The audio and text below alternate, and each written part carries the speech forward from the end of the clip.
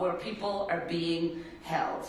In North Minneapolis, doors have been battered down without judicial warrants, as ICE has conducted door-to-door operations with guns drawn, actions that are neither legal or precedented.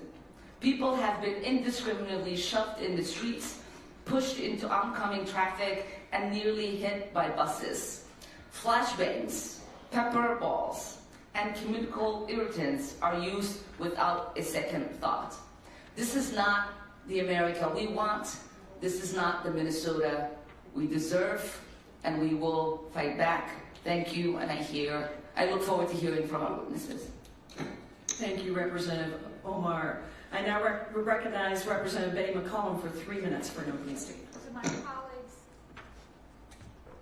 well, I guess I get the first microphone that doesn't work. We can make it happen. We're flexible. Thank you. To my colleagues, I want to give you all a very warm welcome here to Minnesota. Today, you're going to hear what's been happening in our state. The Trump administration is abusing its power of the federal government to deny people their civil rights and subjecting them to violence. And the killing of Renee Good by an ICE agent is an example. Minnesotans are being racially profiled on a mass level. We are being assaulted in our streets. They are being kidnapped from our communities. Parents are seized in front of their children by masked federal agents. High school students have been thrown to the ground and pepper sprayed on their own school grounds. And it's happening right here, right now. ICE and the Department of Homeland Security must suspend all their actions at once to stop the chaos and the physical danger. The actions of these agents, which are totally unprofessional and illegal, create great harm and fear. Sunday, I saw the fear in young children's eyes and their mothers at a Midway Target when ICE pulled into the parking lot. 1 hour later, I watched as ICE agents drove through the Menards parking lot. Because there was no place to stage, they left. Our neighbors were yelling at them, some things I won't mention in public, but my favorite part was keep on driving, keep driving right out of Minnesota. Clearly what I saw was not normal or right. Secretary Noem, you better be preserving your documents unaltered, because you're going to be held to testify, and you will be subpoenaed. President Trump, stop stoking the chaos in our neighborhoods. We are creating a dangerous escalation. Now, Minnesota, we're not taking the bait. To my fellow Americans in other states, these actions, left unchallenged, could mean you're next. People that you live alongside with will be denied their rights and their due process. Today you will hear the truth of what's happening in Minnesota. Minnesotans continue to be peaceful in your protest in the face of violence. Yes, in the face of violence. And keep on reporting the actions of these federal agents, but do it safely. As we celebrate 250 years of the American experience, in the words of Benjamin Franklin after the Constitutional Convention, he said, "We have a republic if you can keep it." Mr. Franklin was right. Self-governance is within all of us. I thank you, Carmela, I shouldn't be so informal, I'm sorry, and the committee for being here and gathering an amazing group of people that I heard from last night. Folks, be safe out there, but stand up for your rights, because they're my rights too. I yield back. Thank you so much, Representative McCollum. We're very fortunate to have with us both senators from the state of Minnesota. I now recognize Senator Amy Klobuchar for 2 minutes for an opening statement. Good morning, everyone.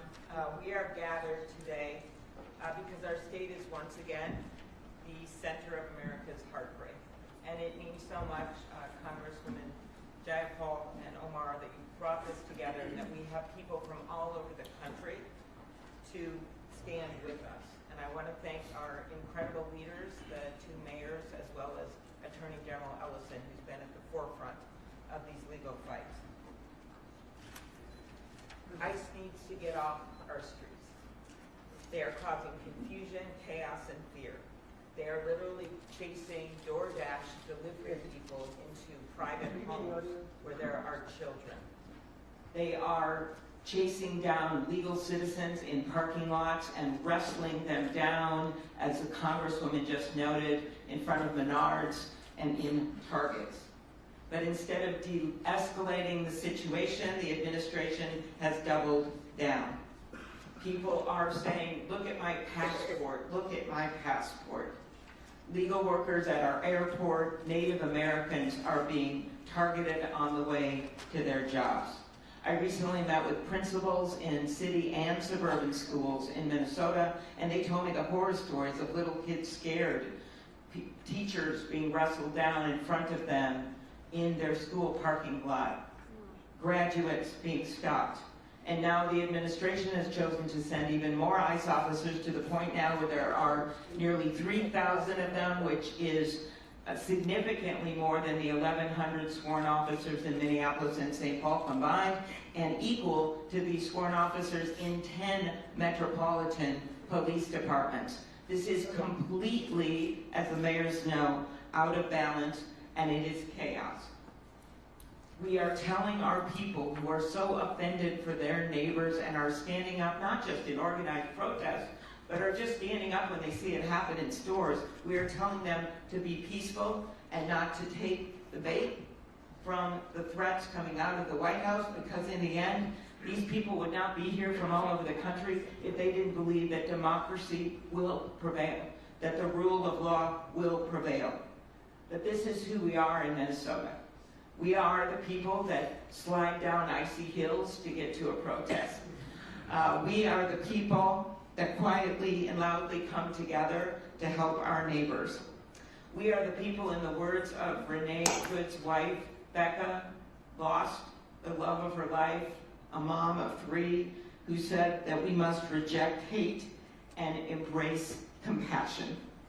So that is what I hope our representatives will pick up from their time in Minnesota and from our incredible witnesses today, that we're standing together, regardless, Democrats, Republicans, even though some people are louder than another.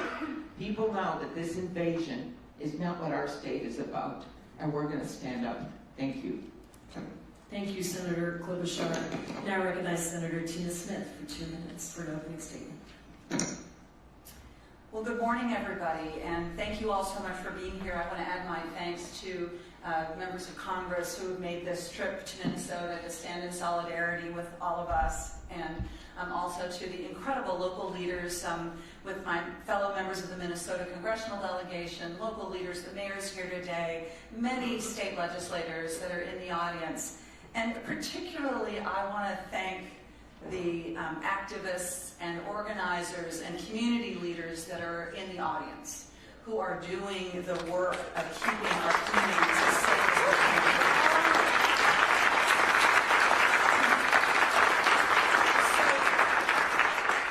President Trump's illegal deportation campaign is leaving Minnesotans and Americans detained, arrested, injured, and killed, all the while trampling on our basic civil rights and due process. It is making us all less safe, it is dangerous, and it must stop. Renee Good, a United States citizen, a wife and a mother, was shot and killed by federal agents in broad daylight in the middle of a Minneapolis street. The federal government, within hours, labeled her as a domestic terrorist before they even knew her name, and are clearly attempting to cover up what happened. And in Minnesota today, people are literally calling 911 because they need protection from federal agents that are threatening their safety and their security. ICE agents are blatantly profiling Black and brown and Asian people and Native Americans. And this is happening not just in Minneapolis and St. Paul, but in suburbs and small towns and communities all over Minnesota. Now, many of these agents are clearly poorly trained, which puts us all in danger, but they are also hostile and emboldened because they have been told, starting with the vice president, that they have 100% immunity.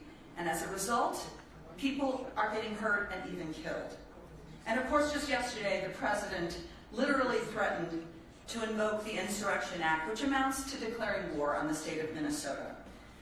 I am so grateful to all of you here today who are going to help us tell this story, not only to Minnesota, but to the country, because we know that most Americans do not support this blatant illegal activity. And the more they hear about what is happening, the more they will add their voices to the powerful resistance that we are seeing here in Minnesota, and that is the way that we will win this important fight. Thank you so much, everyone.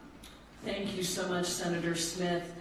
We are fortunate to be joined with two members of our House Democratic leadership.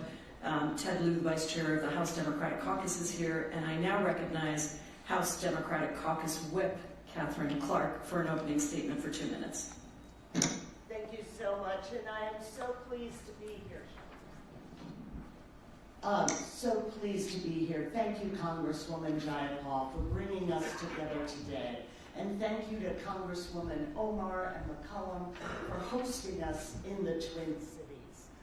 To Mayor Fry, to Mayor Herb, and to Attorney General Ellison and all of the witnesses, thank you for taking the time to be here while your community and state is under siege, grieving, and weighed down by injustice. The sheer number of colleagues that we have in attendance underscores how deeply the pain of Minnesota is felt across the entire country. And it reflects what the American people understand about this moment, that if this terror can be ordered on the people of Minnesota, it can be directed on any of us. If the sovereignty of this state, its local police and prosecutors can be threatened by the untrained recruits that Kristi Noem has fashioned into a mass paramilitary force, then none of us have true security. And if the shooting of Renee Good can be deemed justified without investigation, then we know all of our freedom is threatened. I want to thank the people of Minnesota for their resolve and grit, for their courage, and for turning towards each other in love instead of turning away in fear. You are setting a model for how we respond with strength and community. And to our witnesses, we thank you for speaking out and sharing your stories. Your courage inspires us, and we will be taking your voices to all of our work that lies ahead in these perilous days. Thank you again, Congresswoman, for pulling us together and for being here. I am so grateful to be part of this important and urgent discussion, and I yield back. Thank you so much, Whip Clark. For those of you who are looking to use Wi-Fi, you can use Ledge Public Wi-Fi, and there's no password. It is now my pleasure to introduce today's witnesses for our first panel. Keith Ellison was sworn in as Minnesota's 30th Attorney General on January 7th, 2019. As the people's lawyer, Attorney General Ellison's job is to help Minnesotans afford their lives and live with dignity, safety, and respect. From 2007 to 2019, Attorney General Ellison represented Minnesota's 5th Congressional District in the United States House of Representatives and served as a dear friend and colleague for many of us on this dais. Prior to Congress, Attorney General Ellison served 4 years in the Minnesota House of Representatives, as well as spending 16 years as an attorney specializing in civil rights and defense law. He received his law degree from the University of Minnesota Law School in 1990 and is the proud father of 4 adult children. Jacob Fry has served as mayor of Minneapolis since 2018, being re-elected twice in 2021 and 2025. A member of the Minnesota Democratic Farmer Labor Party, he served on the Minneapolis City Council representing Ward 3 from 2014 to 2018. Prior to entering elected office, Mayor Fry worked as an employment and civil rights attorney and became an active community organizer. He also became involved in advocacy for those experiencing homelessness, helping tenants who lost their homes in North Minneapolis. Mayor Fry received his undergraduate degree from William & Mary and law degree from Villanova University. Kali Herr was sworn in as the 56th mayor of St. Paul earlier this year. She is the first woman, the first Asian American, and the first Hmong American to hold this position. Prior to being elected mayor, she served in the Minnesota House of Representatives from 2019 to 2025. Mayor He was born in the mountains of Laos and came to the United States as a refugee at the age of 3. A strong work ethic, her family's tenacity, and support from her community propelled Mayor He to the highest levels of our state government and now to City Hall, where she brings her years of lived experience across different sectors to help move St. Paul forward. I thank you all for your leadership in these incredibly difficult times and for being here today. We ask that you summarize your testimony in 4 minutes. To help you stay within that time, there is a timer here to keep track. Attorney General Ellison, you may begin. Thank you very much, Congresswoman Jayapal. And words simply cannot embrace and capture how grateful we are for all of you to be here, to bear witness and to be present to what is happening in our beloved state of Minnesota right now. Your presence here is incredibly important and impactful, shining a light on what is the single most unjust thing I've ever seen happen to our state of Minnesota. The Trump administration's decision to target Minnesota and the Twin Cities, flooding our streets with thousands of federal immigration agents, is not about public safety. It's not about fraud. It's not even about immigration enforcement. It is because, in the words of Donald Trump, he believes that he won our state 3 times, but he did not win it in the election. I'm quoting him. He's the one who said these words, not me. In fact, when he said what he said, it was so incredible that I had to replay it a few times to make sure that I heard that this was about vindictiveness and an election loss, not anything to do with any legitimate public interest. And you've heard already from the very accurate descriptions from our congressional presenters that we've seen attacks on high schools, over 3,000 agent surge, warrantless searches, killings, shootings, and none of this has done anything to help Minnesota. In fact, it has hurt Minnesota. In fact, it has diminished economic activity in our state, deprived schools' children from education, created barriers for public life, and has expanded costs on our state. You'll hear from both of our mayors how both of them are dealing with increased costs for overtime. I'll leave that to them to describe. But that is why the 3 of us joined together with the state of Minnesota, Minneapolis, and St. Paul to sue the Trump administration over Operation Metro Surge. Let me be clear. We're not suing because ICE is in Minnesota. They were in Minnesota last year. They were in Minnesota 10 years ago. We didn't sue them then. We sued them over this activity, which is unjustified, unconstitutional, damages our state, interferes with our sovereignty as a member of these United States, violates the Administrative Procedures Act, is arbitrary, capricious, and damaging to all of us. That is what this lawsuit is all about. And I just want to note that you've heard much about how the behavior of ISIS is taxing our local law enforcement. But I want to be clear. Local law enforcement is doing a good job. They're maintaining order in our state. The order, to the degree there is a lack of it or a challenge, is directly and exclusively because of the Metro Surge authorized by the President of the United States.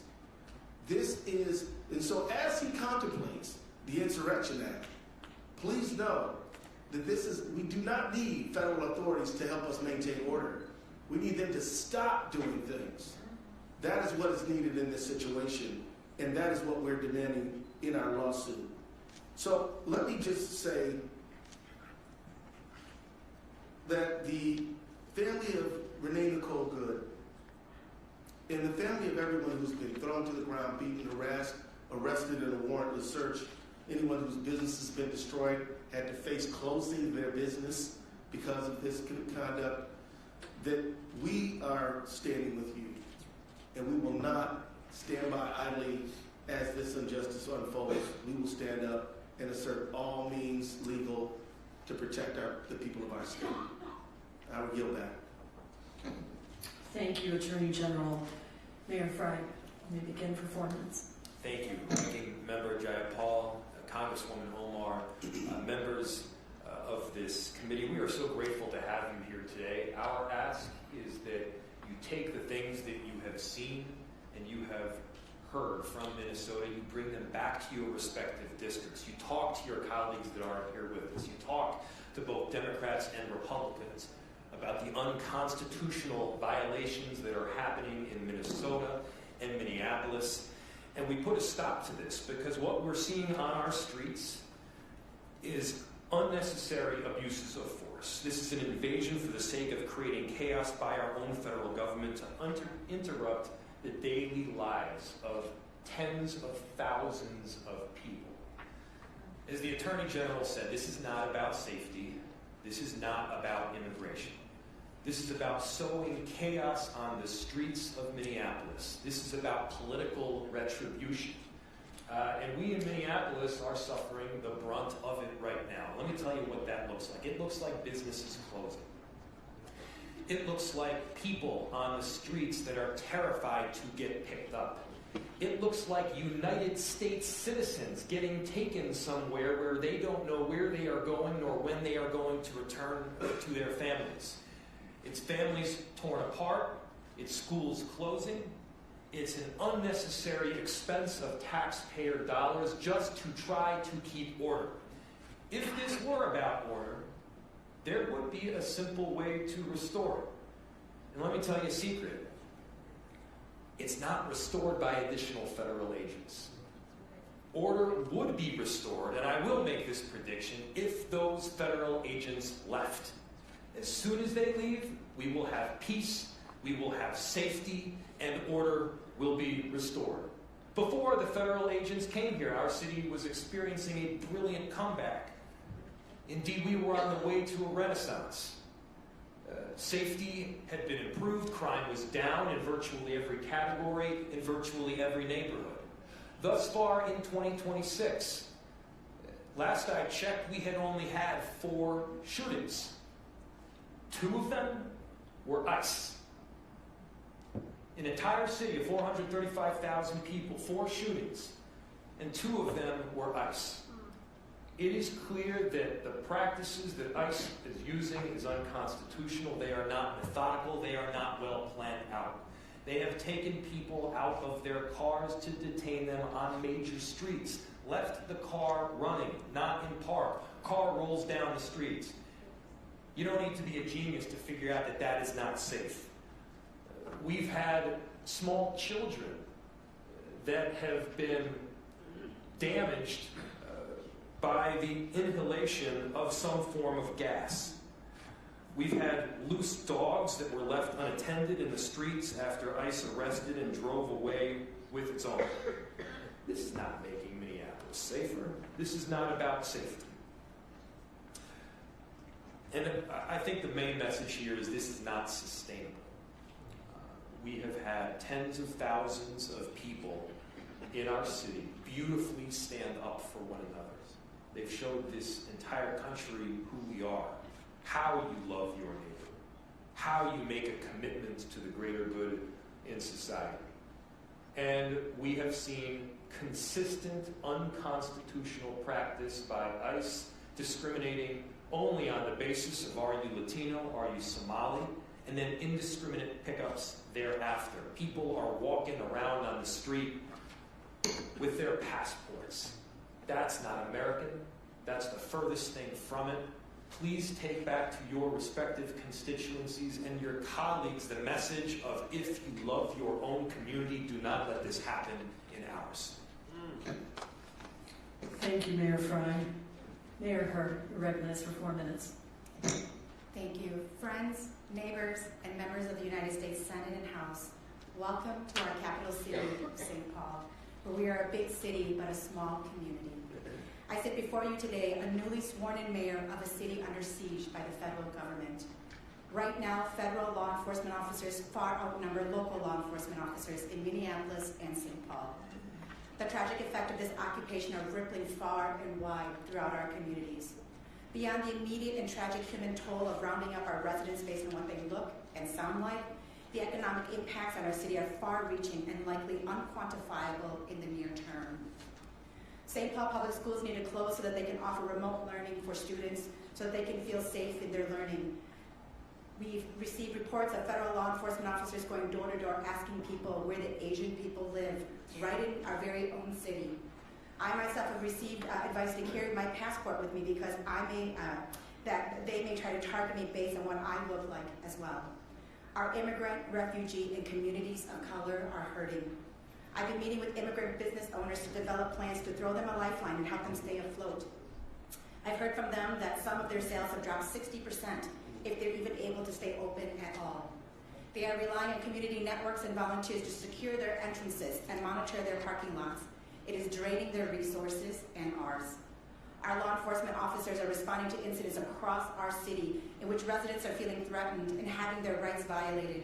Car accidents caused by ICE agents, leaving physical injuries and hazards on our roadways. They have fired shots in our streets, and we've heard from citizens who were held in detention centers in a U.S. citizens section. Our residents are scared and confused by the number of agents in uniforms bearing the words police that do not behave or treat residents the way St. Paul police officers do. It is undermining the trust within our officers.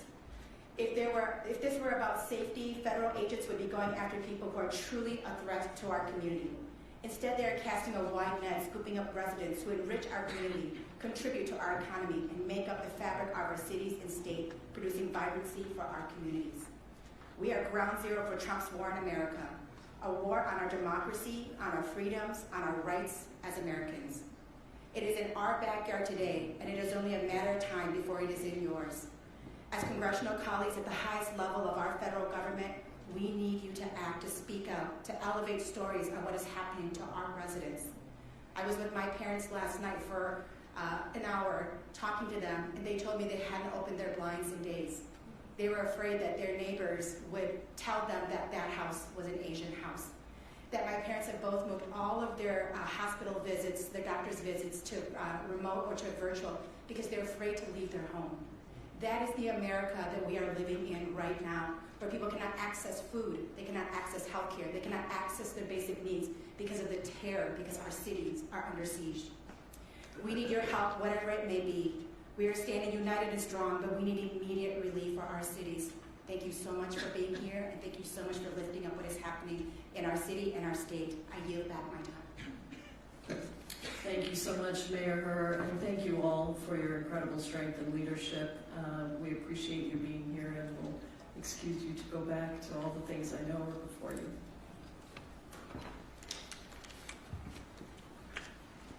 I'd now like to invite up the witnesses for the second panel.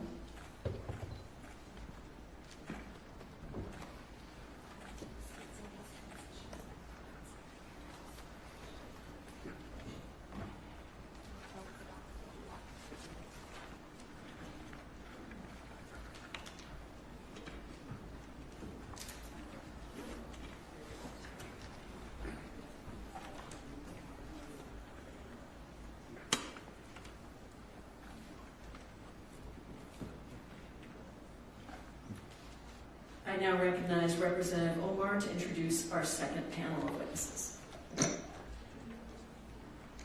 Thank you so much to our first panel. It is my pleasure to introduce today's witnesses for the second panel.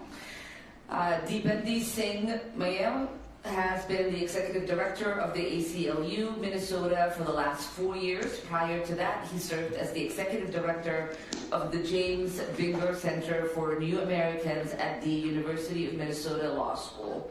Prior to that, he served as the director of the Refugee and Immigration Program at the Advocates for Human Rights in Minneapolis, where he directed the organization's legal services program that provided representation to asylum seekers at all levels of litigation, including before the Supreme Court. Mr. Mayo led its National Assembly project, which supported pro bono attorneys representing asylum seekers throughout the United States. A graduate of the Brooklyn Law School, Mayor has spent his career working for vulnerable populations. Hattie is a 26-year-old U.S. citizen who has lived in South Minneapolis for 14 years, originally from St. Louis Park, Minnesota, who's here today to testify about her experience of being forcefully taken by ICE and what she had witnessed inside the Bishop Henry Whipple Federal Building, where Minnesotans are being held in dehumanizing conditions. Mubashir is a resident of Minneapolis and a U.S. citizen whose family came to the United States as refugees, and he grew up in this country. He works as a manager at a mental health services provider in the Cedar Riverside neighborhood of Minneapolis. He's here today to describe his interactions with the Department of Homeland Security. Amelia Gonzalez Avalos is an immigrant from Mexico City, raised in Minnesota. She leads Unidos Minnesota, where she helped grow a small student collective into the state's largest multi-racial, multi-generational, women-led, BIPOC majority organization in the state. Unidos Minnesota builds power across race, income, age, and zip codes, cultivating leadership, belonging, and agencies. Unidos Minnesota drives people-powered policy agenda, shifts culture, and creates durable community power that delivers tangible improvements for working families across Minnesota. Jailani Hussain is the executive director of the Minnesota chapter of Council on American Islamic Relations, where he has worked for the last 11 years. Mr. Hussain works to challenge Islamophobia, address racial and social inequalities in the state of Minnesota. Since the killing of George Floyd and before, he has worked on addressing both federal and local law enforcement accountability. Hussain's family immigrated from Somalia to Minnesota in 1993, probably one of the first families to arrive, and is trilingual in English, Somali, and Arabic. Mr. Hussain holds degrees in community development and city planning from St. Cloud State University and political science degree from North Dakota State University. Chief Kelly McCarthy was appointed chief of the Mendota Heights Police Department in 2017. Prior to her employment in Mendota Heights, Chief McCarthy has worked for Lino Lakes Police Department. She has worked in various law enforcement roles, including as a community service officer, training officer, and deputy director of public service. Chief McCarthy has a master's degree in leadership and education from the University of St. Thomas and is a graduate of Harvard Kennedy School, where she studied applying behavioral insights to the design of public policy and leadership decision-making. She's a graduate of the 235th session of the FBI National Academy and was appointed chair of the Peace Office Standards and Training Board by Governor Walz and served from 2019 to 2023. Thank you, Representative Omar. We welcome all of our distinguished witnesses for panel 2, and we thank you for participating in today's hearing. We ask that you summarize your testimony in 4 minutes to help you stay within that time. There is the timer to help you keep track. Mr. Mayo, you may begin. Thank you, Ranking Member Jayapal, distinguished members of Congress. Thank you for holding today's hearing. My name is Deepinder Mayal, and I am an honored to serve as the Executive Director of the ACLU in Minnesota. You visit our beautiful city at a time of profound grief, fear, and outrage. In recent weeks, we have experienced violence, chaos, and abuse at the hands of hundreds and now thousands of masked agents brandishing weapons of war in American streets. Today, I will share with you about 2 recent ACLU of Minnesota lawsuits that document these profound harms and the administration's brazen violation of our laws. And first, I want to tell you a bit more about what we are experiencing. Agents have stormed our parks and schoolyards, blocked our streets, barricaded store parking lots, and thrown tear gas in front of our homes and schools. While many Minnesotans are peacefully protesting, many others are afraid to leave their homes.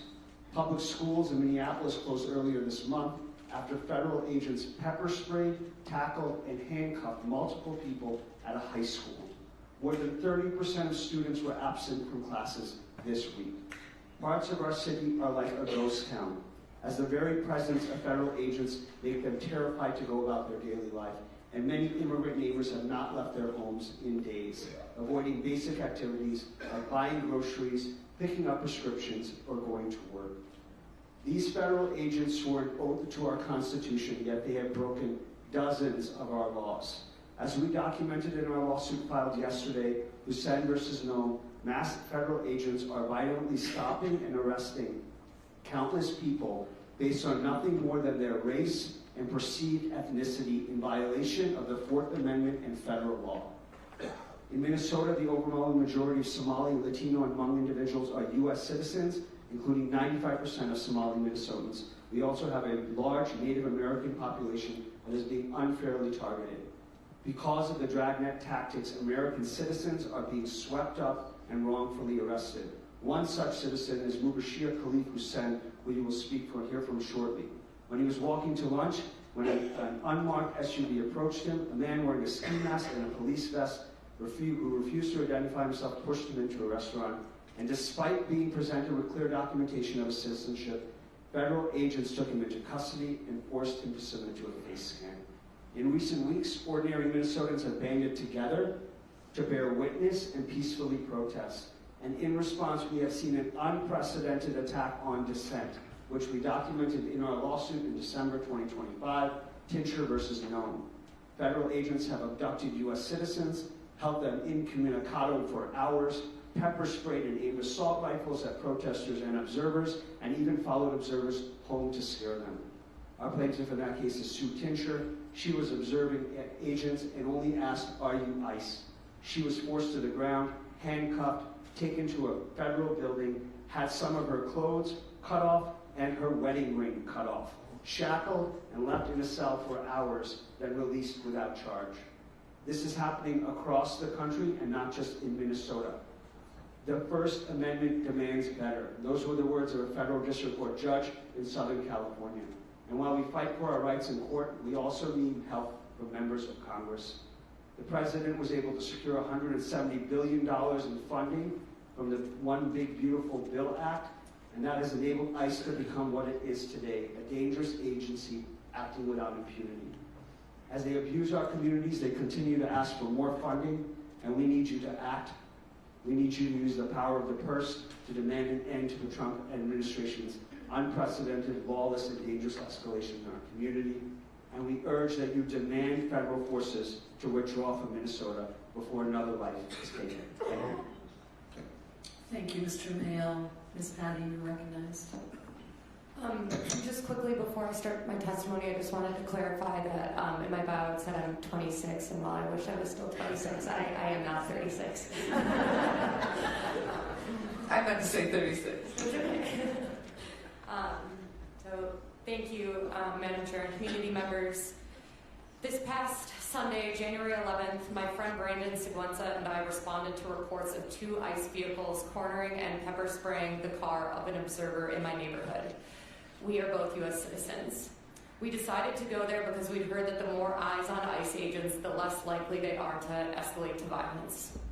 When we got there, the ICE agents were getting back into their 2 vehicles. They turned down a side street and we followed them for about 40 seconds, blowing our whistles and honking our horns, the few ways we've been able to successfully warn people that ICE is in the neighborhood. Halfway down the block, ICE stopped, got out, and surrounded the vehicle, yelling at us to stop following them. On their way back to their vehicles, one of the agents turned around and decided to come back and pepper spray into the vents near my front windshield, which immediately started burning our eyes and throats. When we didn't turn around, they came back again, and without asking us to get out of the car, smashed both of the front windows, dragged us out, and arrested us. We were released without charges 9 hours later. Brandon and I were transported separately. I was put in a car with 3 agents and no other civilians. As soon as the agents got into the car and shut the doors, they immediately started taunting and mocking me. One agent took a photo of me on a cell phone and showed it to the other 2, laughing. Another made demeaning comments about my appearance. About 2 minutes into the ride, one agent said, quote, "You guys gotta stop obstructing us. That's why this lesbian bitch is dead." Speaking of Renee Good, which filled me with rage and sadness. How could you say that? And then I remembered that cruelty and humiliation were probably the point. When we got to the Whipple Federal Building, I immediately saw Hispanic and East African people lined up against a wall, about to be put into holding cells. I was escorted into the building and led to a room where they put me in ankle shackles. I was then taken to a hallway with cells designated for U.S. citizens and was held there for over 8 hours. While I was there, I was never given a phone call, despite asking at least 4 times. My friend and I, in adjacent cells, had to beg for water and to go to the bathroom. The bathrooms were in different holding cells, often with other people in them, with only a 3-foot panel in front of the toilet to cover people's bottom halves. While being escorted to the bathroom and to questioning, I saw holding cells with over a dozen people each and a large holding cell of between 40 to 50 people. Most of the people there were Hispanic and East African, both women and men. Some cells had no room for people to sit or lay down. Most people I saw were staring straight ahead, not talking, despondent and grief-stricken, and I know I'll never forget their faces. When I was inside my cell, I heard wailing, screaming, crying, begging, and pleading from women, men, and children. Alongside that visceral anguish was the small talk, banter, and laughter from the federal agents outside our cells, clearly desensitized to the deep and audible pain right in front of their eyes. It's worth mentioning that 2 other people in my cell with me that day were Marine Corps veterans, brave women who said they had gotten arrested for the same reason they wanted to join the Marines, to protect their fellow countrymen. One of them had cuts, scrapes, a swollen wrist, and a twisted ankle from being brutally handled during her arrest. She said she couldn't believe that the first time a gun was turned on her was by her own government. I was made to feel scared and humiliated throughout the arrest process. At the detention center, I was made to feel intimidated and as though my constitutional rights and biological needs didn't matter. After all that, I was released without charges, which makes it clear to me that this is more of a campaign to spread fear and terror than it is to enforce the law. The people of Minneapolis are collateral damage to the Trump administration's political theater, a campaign to paint Black and brown people and liberals as villains, to distract from an unprecedented reign of corruption and criminality at the executive level, while at the same time making it clear to all of us, even U.S. citizens, that this administration does not and will not honor the basic constitutional rights to which we are all entitled. I've never felt more afraid in my 14 years of living in this city than I have this past month, with ICE running rampant and killing one of my neighbors. I ask for you to do everything in your power to stop this campaign of terror so we can return to a sense of safety and normalcy. I'm lucky to be back at home with my loved ones and that I can return to my job and my community. Renee Good's family never gets to see her again. The 100 or so people I saw in that facility don't get to come home, and that is unconscionable. Thank you so much, Ms. Penn. Mr. Lubashir, you're recognized for 4 minutes. Ranking Member Jayapal and distinguished members of Congress, thank you for the invitation to testify before you today. My name is Mubashir Khalif Hussain. I am a 20-year-old U.S. citizen. My family is Somali, and when I was 6 or 7 years old, my family arrived in the United States as refugees from Ethiopia. 8 months after arriving in the United States, we moved to Minnesota. I became a naturalized citizen in 2019 along with my parents and my siblings. But my citizenship did not protect me from being physically detained and hurt by ICE agents. On December 10, 2025, I was at work in the Cedar Riverside neighborhood. Around 1 p.m., I heard a commotion and what sounded like whistles and car horns. When I looked out the window, I saw what I assumed were ICE agents on the street. I did not want to be confronted by ICE, so I waited 20 or 30 minutes until the sounds died down before taking my lunch break. As I exited the building, I paused to speak with someone on the street about what had happened earlier. That was when I noticed an unmarked 10 SUV approaching us. A man wearing a ski mask and a police-style vest exited the vehicle and quickly walked towards me. The man did not say stop or identify himself. I turned to walk away, hoping he would leave me alone. The man quickened his pace, grabbed me forcefully, and pushed me into a restaurant and asked, "Why are you running from me?" I was not running. I was just walking away because I did not want to talk to him. I knew that ICE agents had been targeting people that looked like me. I immediately started repeating over and over again, "I'm a citizen, I'm a citizen, I'm a citizen." But the agent did not stop to look at my ID. As second ICE agent entered the restaurant, they dragged me outside and put me into a headlock on the ground. I repeated, "I'm a citizen, I have an ID." The agent kept saying, "That don't matter, that don't matter." They put me in the back of an SUV. While I was sitting in the back of the SUV, my boss came out with a copy of my passport card.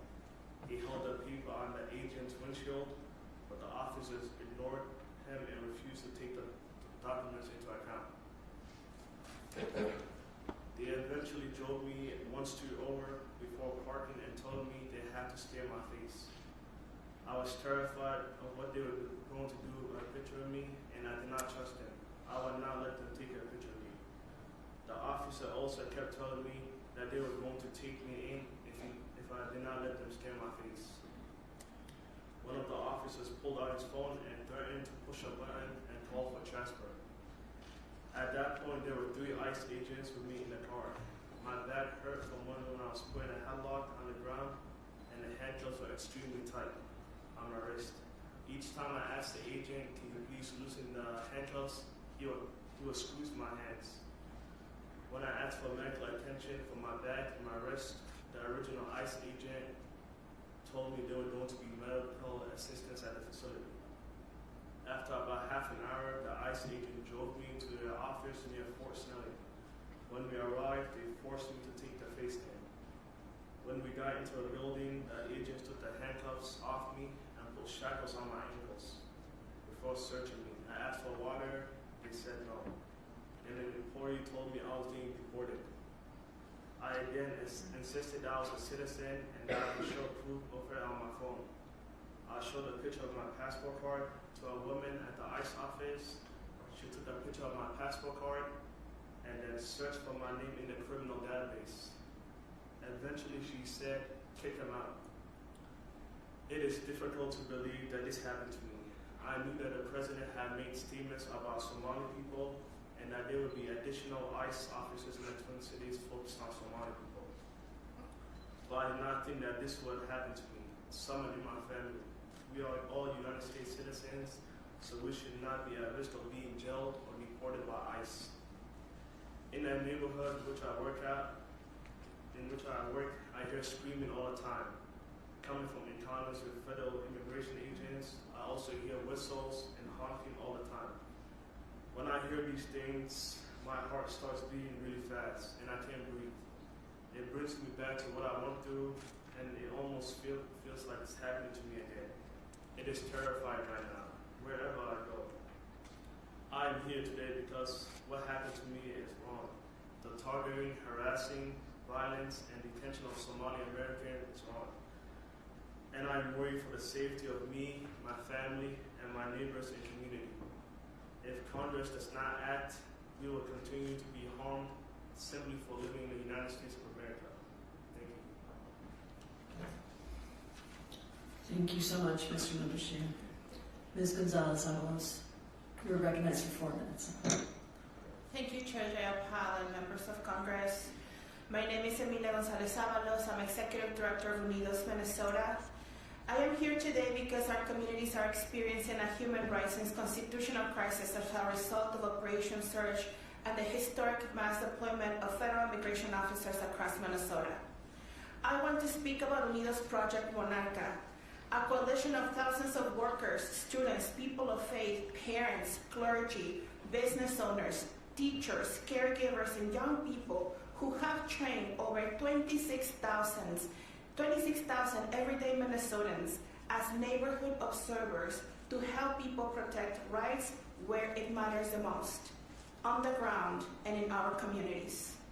This work is called constitutional observing. It's peaceful, lawful act of witnessing government activity and ensuring constitutional rights are respected in real time, documented interactions, de-escalating, and providing transparency where power is being exercised against everyday people. Our protection is our power.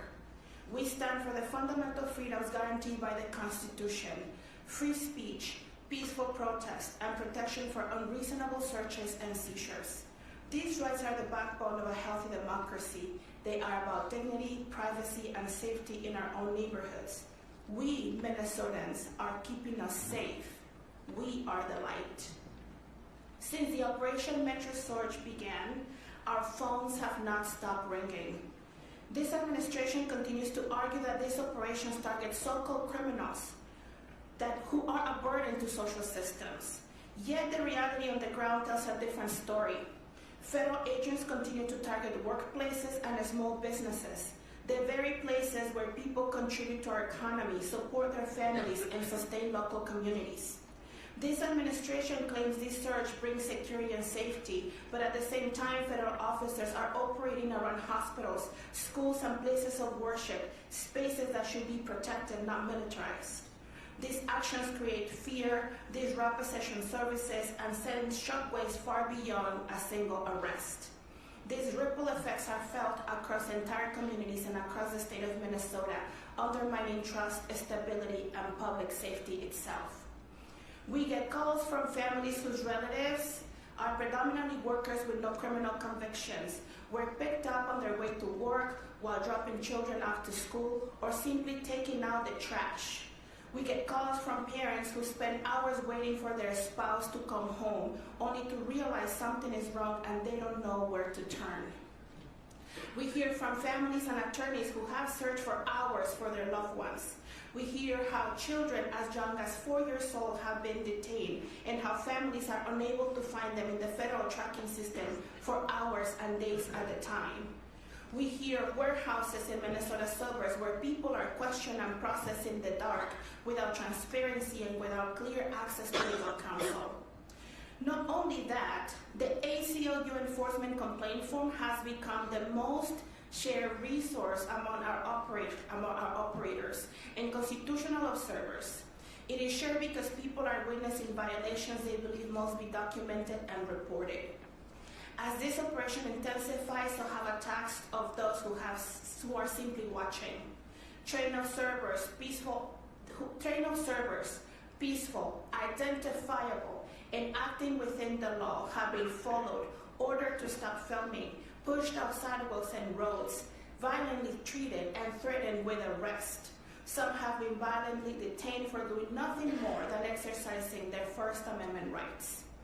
When the government treats observers as interference, when witnesses are intimidated, and when cameras are treated as threats, constitutional erosion is no longer theoretical. It is happening in real time.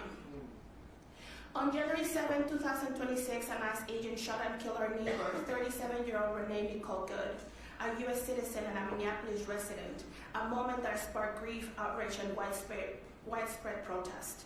This tragic death underscores the deep distrust many Minnesotans feel towards federal enforcement apparatus, because people should not have to worry that an encounter with a masked, armed federal agent could cost them their lives.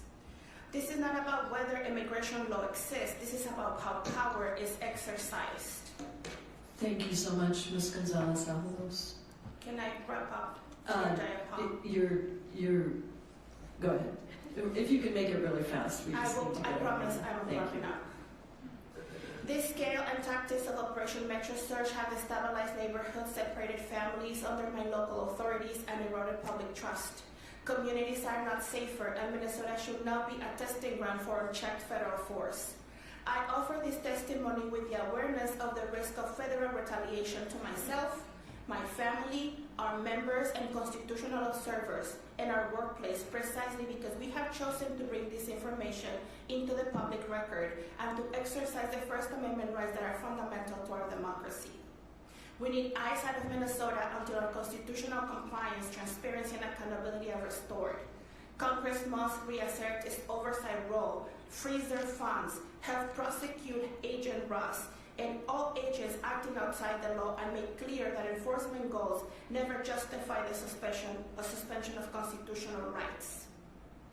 Our democracy depends on a high-functioning civilian participation and the rule of law, and the rule of law depends on accountability to power. Thank you very much, Chair Jayapal. Thank you, Ms. Gonzalez-Avalos. Appreciate you. Mr. Hussein, you're recognized for 4 minutes. Thank you, Congresswoman Jayapal. To the members who are here today visiting us and standing with us, I want to just say deeply thank you. Thank you for being here today. Thank you for choosing to stand with us. And thank you for bringing the spirit, the warmth of your districts with us today. I'm a proud Somali American. I appear before you today not just as a civil rights advocate, but as a witness. I'm here to testify to a sustained pattern of organized disinformation and targeted harassment against the Somali American community. What I'm describing is a familiar American story.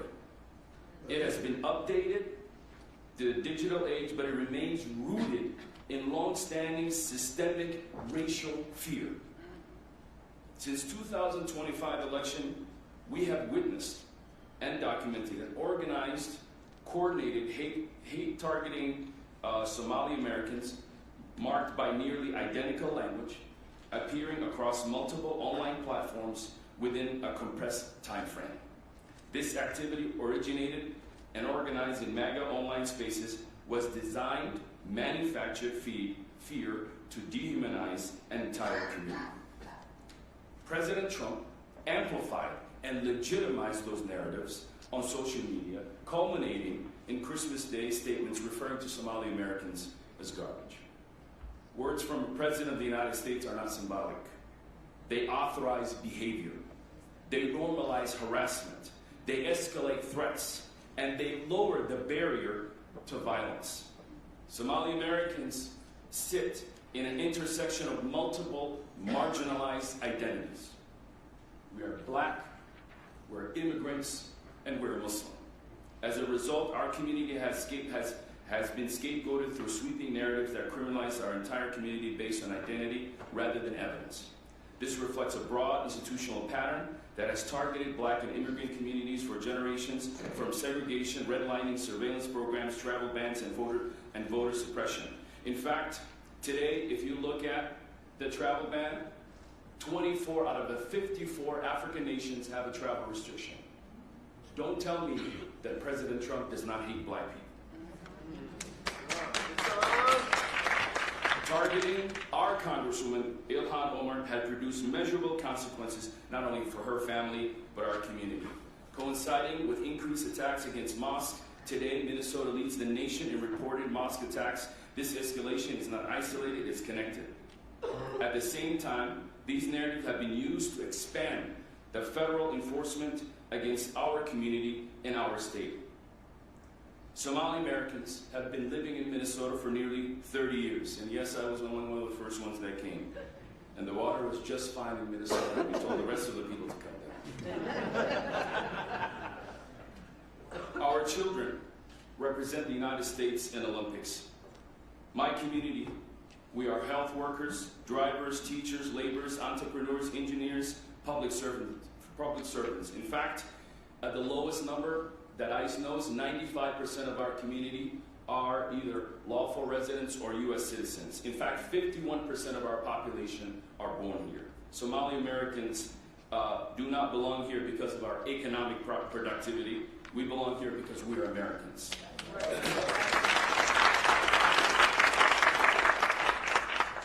ICE enforcement targeting our community has been significant. Parents are contacting our office and asking whether it's safe to send their children.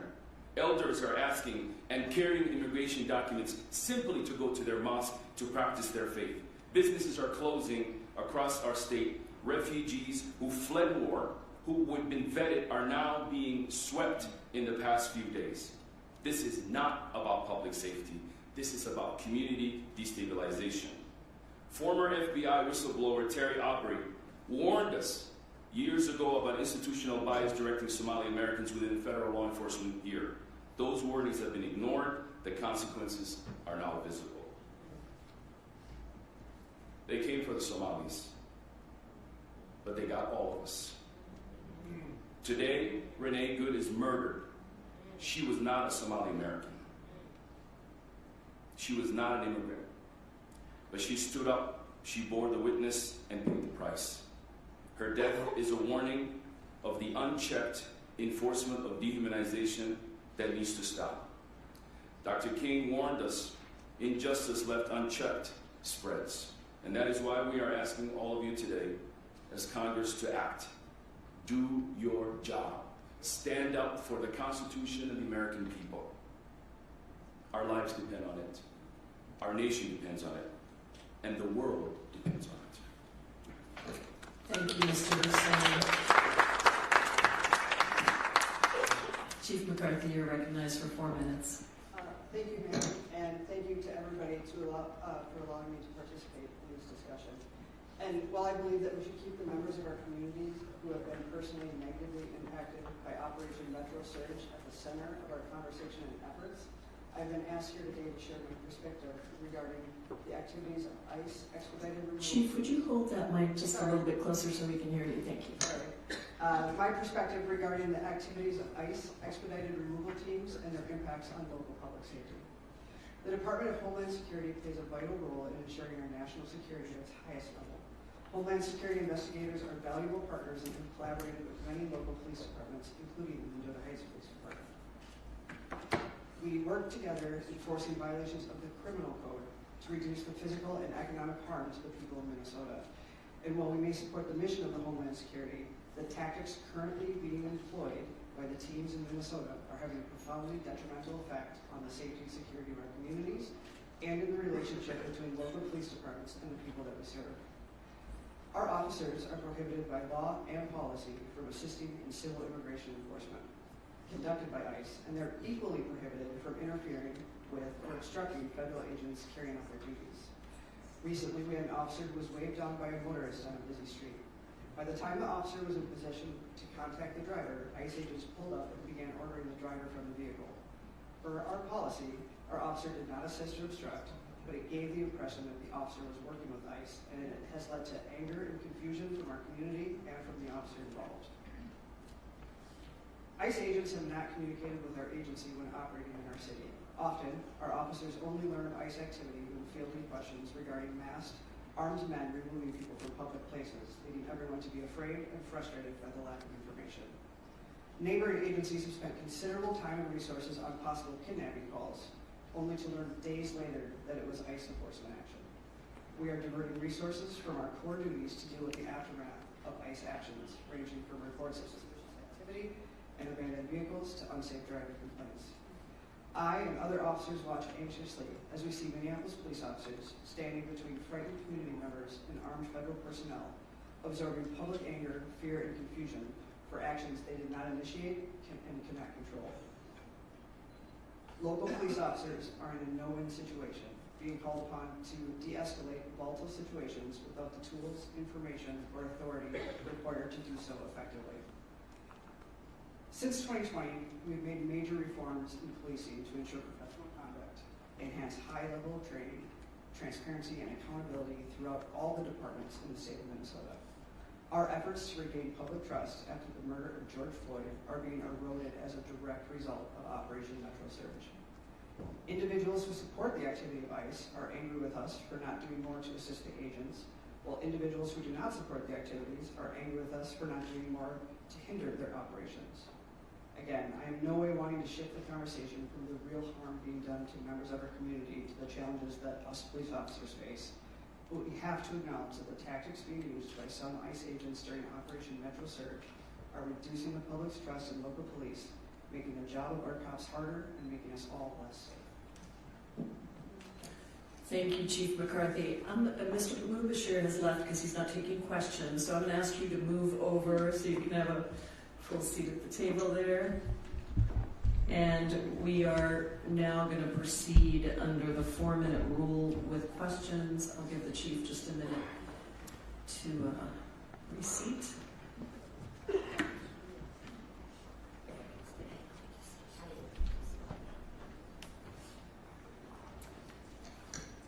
Great. We will now proceed under the 4-minute rule with questions. I'll begin by recognizing myself for 4 minutes. Ms. Patty, I want to start with you. I'm so sorry for what you experienced. I'm so grateful for the work that you're doing. I've watched you speak a number of times, and I noticed that you always lift up the experience of those that were with you at the detention center, and I really appreciate that. I understand that when ICE pulled you over, they also detained your friend who was in the car with you. Is there anything else you want to share about his experience?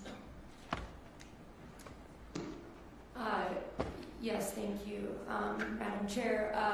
My friend Brandon, who is along with me, he is a half Mexican ethnicity, has a Hispanic last name.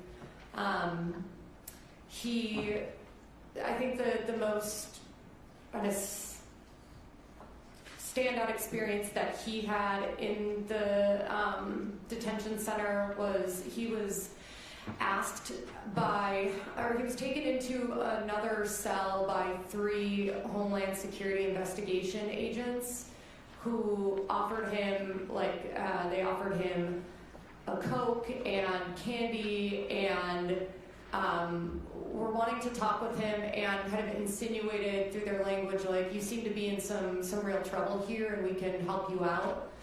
And then proceeded to offer him money or legal support for any undocumented family members he may have, or like legal support if he had any family members who wanted to get into the country, in exchange for names of other undocumented people that he might know or names of protest organizers.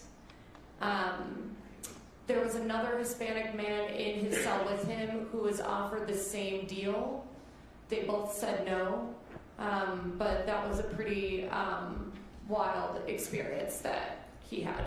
Thank you for sharing that. It's outrageous, and we've had this happen in our country's history at different times, and I just think it's very important that we understand what tactics these agents are using. Mr. Mayel, you spoke about, how the Department of Homeland Security is violating the constitutional rights of people in Minnesota. Just this week, I played that video of the ICE agents with battering rams battering down the door of an individual without a judicial warrant, and I demanded whether any of my Republican colleagues on the other side would defend that behavior, that violation. I want to ask you about this. How the rights are conferred by the First and Fourth Amendment of the United States apply to all people, citizen and non-citizen, regardless of immigration status, and how what you've seen from DHS is violating those rights? You have about 50 seconds. Thank you, Member. So I'll say, Congress has already put strict limits on ICE and Border Patrol's ability to make arrests without warrants. And that's a really important note here. Under 8 U.S.C. 1357A2, 2 conditions must be met before an agent may conduct a warrantless arrest. The agent must have a reason to believe that both the individual is in the U.S. in violation of immigration law and the individual is likely to escape before a warrant can be obtained for his arrest. And it's important to note also that reason to believe means constitutionally required probable cause. And it must be particularized with respect to the person being searched and seized. And what we are seeing is that federal agents are conducting these arrests without even asking people anything about their community ties or both of these marks. And they are flouting these congressional requirements, these legal requirements. And I'll say, even in their own statements, they are misstating the law. In September 2025, in this post that has not been deleted on DHS's X account, it states that under the Fourth Amendment of the United States Constitution, DHS law enforcement uses reasonable suspicion to make arrests. And not just a misstatement of the law, it's probable cause. And they repeated it in December and said that DHS law enforcement uses reasonable suspicion to make arrests again. Yeah. Thank you so much for clarifying that. My time has expired. I now recognize Representative Omar for 4 minutes of questioning. Thank you, Jayapal. Ms. Patty, As a matter of law, according to ICE's own policy, ICE could not arrest and detain U.S. citizens. Did they give you a reason for your legal detention, and do you remember what the actual agency that made the arrest was? They said when they arrested us that they were arresting us for obstructing a federal operation, but... And do you know to this day if you've been charged with anything? No, to this day I've not been charged with anything. There were no cars in front of them. We weren't blocking them in. We weren't at an active ICE raid. They also never identified themselves as ICE. It didn't say that on their uniforms. So. Do you recall if you were fully booked? Like fingerprinted, photos taken? We were not fingerprinted. Our photos were not taken, no. So just held hostage and then released, essentially? Yeah. Okay. And Mr. Mayo, is there any constitutional way in which these arrests are legally possible by ICE and border agents when it comes to legal residents and citizens? Well, I mean, for any arrest, I mean, someone can be arrested for unlawful activity. But I mean, what we are seeing is far from that. You know, at the sites of some of this activity with observers and protesters, these are chaotic scenes. But we are seeing actions from the government that are escalating, that are violent, that are not disciplined, that are not using any proper rules of engagement. And citizens, observers, protesters, Minnesotans are rightfully upset about what they're seeing. Seeing people murdered, they're seeing people shot at, they're seeing people dragged from their homes and from cars, and they're coming out. And for the most part, what we're seeing is escalation from DHS forces. Yeah. Thank you. And Chief McCarthy, in Minneapolis, we're seeing arrests being made at gas stations, cars being left behind. The mayor testified to one car being left on as the person was detained, rolling into the street. Is that a normal behavior for law enforcement when they make an arrest, for them to leave vehicles running or to leave vehicles at the site of the arrest? Thank you for the question, ma'am. No, it is not. And why is that? Well, because we are responsible for the welfare and safety of everybody, including the people that we arrest. And people have a right to be secure in their persons and property. Part of that is us securing their property and making sure that it's not subject to another crime such as theft or a traffic issue. Mm-hmm. And do you know any training that would allow local or federal law enforcement to leave these vehicles where they've been left? I can only speak to local or statewide, and no, that is contrary to our training and policy. Mr. Hussein, you heard the testimonies of citizens only holding areas. You spoke to the trauma of being a refugee who comes from a war-torn country. What do you think it is psychologically, this occupation is psychologically doing to people who already hold a lot of trauma? Thank you for that. As we know, Somali Americans are about 98% permanent residents or U.S. citizens. What we are seeing is those U.S. citizens being harassed at work, whether they're driving Uber, whether they're going to work. We also know that people are afraid to go out because being Somali now means you're at risk of being stopped. And that is something that the entire community is sharing. We're seeing our businesses and also our business owners saying that about 70% of their customers are not returned. This is widely impacting our community. But at the same time, I've also seen the resiliency in my community. I've seen just last night meeting with young leaders in Cedar Riverside who are standing up, who are declaring their Americanism and fighting back, and that is also inspiring. I saw the same in St. Cloud, where these young people and community are waking up to realizing they're learning about their rights, they're executing their rights, and they're standing up. And for the first time, I think for Minnesotans, we are coming together as a state, as a community. Renee Good is a symbol of hope, is a symbol of the countless people that Amelia talked about, who are out every single day standing up for their neighbors. And many people across this country do not know how great Minnesota is. And my father always says that we came to a cold place, but we found a place with people with warm hearts, and that is true. And so we are coming together in this moment in such big ways. Thank you. Thank you, Representative Omar. And now recognize the Democratic House Whip, Catherine Clark from Massachusetts. Thank you so much, Madam Chairwoman. Ms. Patty, I just wanted to go back because you weren't booked, but you were shackled. Is that correct? Correct. I was put into ankle shackles. And could you just briefly go over again what exactly you were arrested for? You were in your car. Did you ever get out of your car? Ms. Clark, no, we did not. We did not get out of our car. We were blowing our whistles. We were honking our horn a bit. So blowing whistles, honking your horn, pretty general First Amendment, low-scale activity.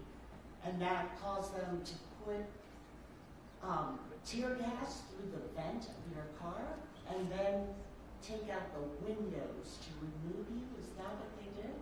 Correct. Sprayed tear gas into the front windshield vent of the car and then came back, broke the windows without asking us to get out of the car, and then took us out of the car. Oh, thank you. Thank you for sharing that, and thank you for being such a spokesperson for people who cannot come and be here and being their champion. Mr. Mayel, the state of the First Amendment here in Minnesota seems to be in crisis, and part of what we're seeing is we have a pretense, right, from ICE about why they're here. That is to do immigration enforcement. But as we are seeing this, 93% of the people detained have no violent convictions, and 65% have no criminal convictions at all.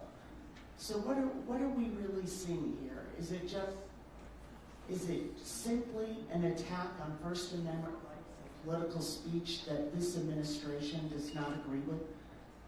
I mean, what we are seeing, it's an unprecedented string of unconstitutional activity that affects the First Amendment, the Fourth Amendment, due process, equal protection. All of our rights are at stake here, and it's affecting all of us. So, what their intended purpose is for coming here and what they're doing here are two very different things. And I think everybody is seeing that, the world is seeing that. And particularly for protesters and observers and their First Amendment rights, you are allowed to videotape ICE. You are allowed to tell public officials that you don't like what they're doing. This is fundamental, basic principles of our American democracy that are being challenged at this point. Thank you. Chief McCarthy, another point of procedure.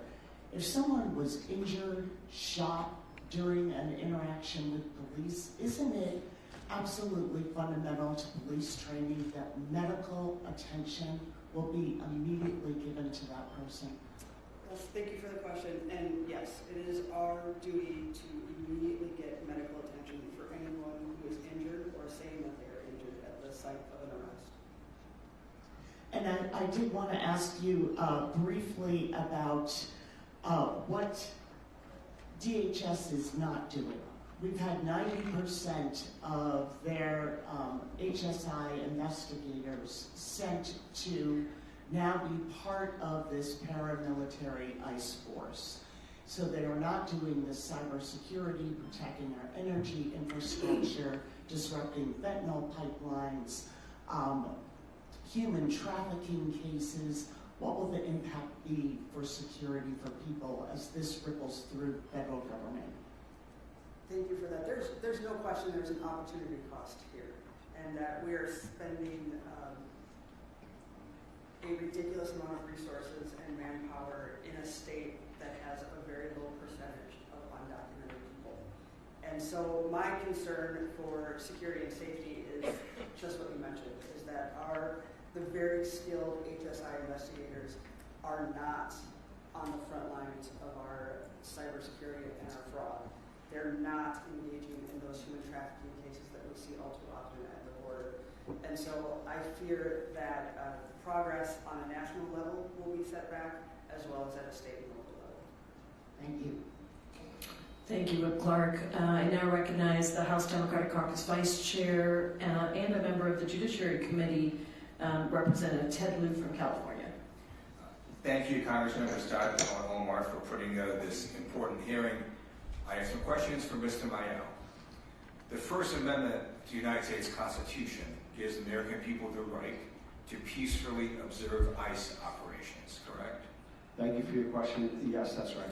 The First Amendment to the United States Constitution gives the American people the right to photograph and film ICE operations, correct? That's correct. The First Amendment to the United States Constitution gives the American people the right to peacefully live stream ICE operations, correct? That's correct. I want to thank the people of Minnesota, the American people, for exercising their constitutional rights.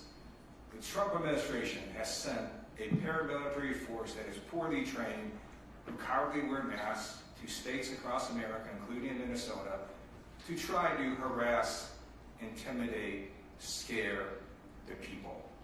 And they want you to bend the knee and to yield. And the people in Minnesota said, hell no, we're not doing that.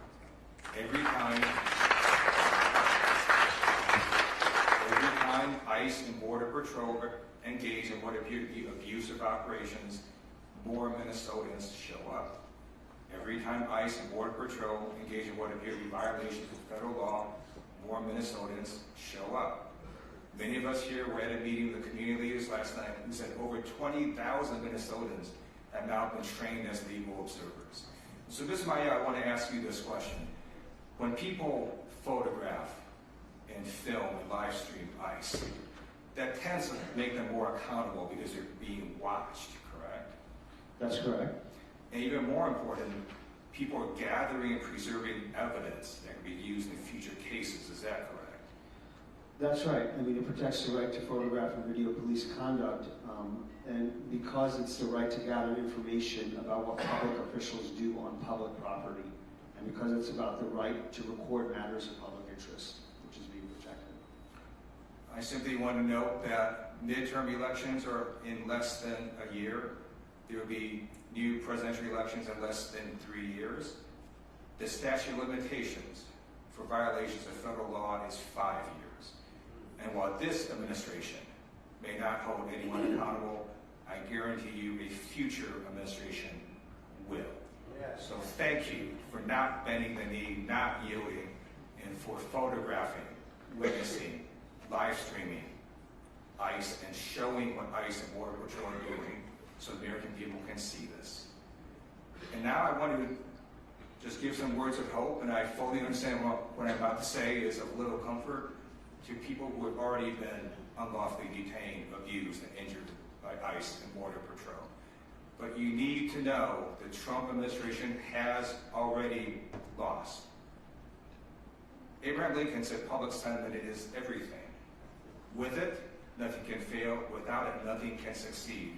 The Trump administration has lost the public's sentiment on ICE and Border Patrol and immigration. Multiple polls confirm this. According to a Navigator poll recently put out, 57% of American people now view ICE unfavorably. Only 37% support, 20 points underwater. A CNN poll came out showing that 51% of American people believe ICE operations are making cities less safe. Only 31% believe ICE is making cities more safe, 20 points underwater. And an AP poll came out showing 61% of American people now disapprove of Trump's immigration policies. Only 38% approve, 23 points underwater. And all of us here are here today to let the people of Minnesota know that you are not alone, that the Constitution protects you, and you are on the right side of history. I yield back. Thank you, Representative Lieu. I'd now like to go to members of the Minnesota delegation. We'll start with Ranking Member of the Agriculture Committee, Angie Craig.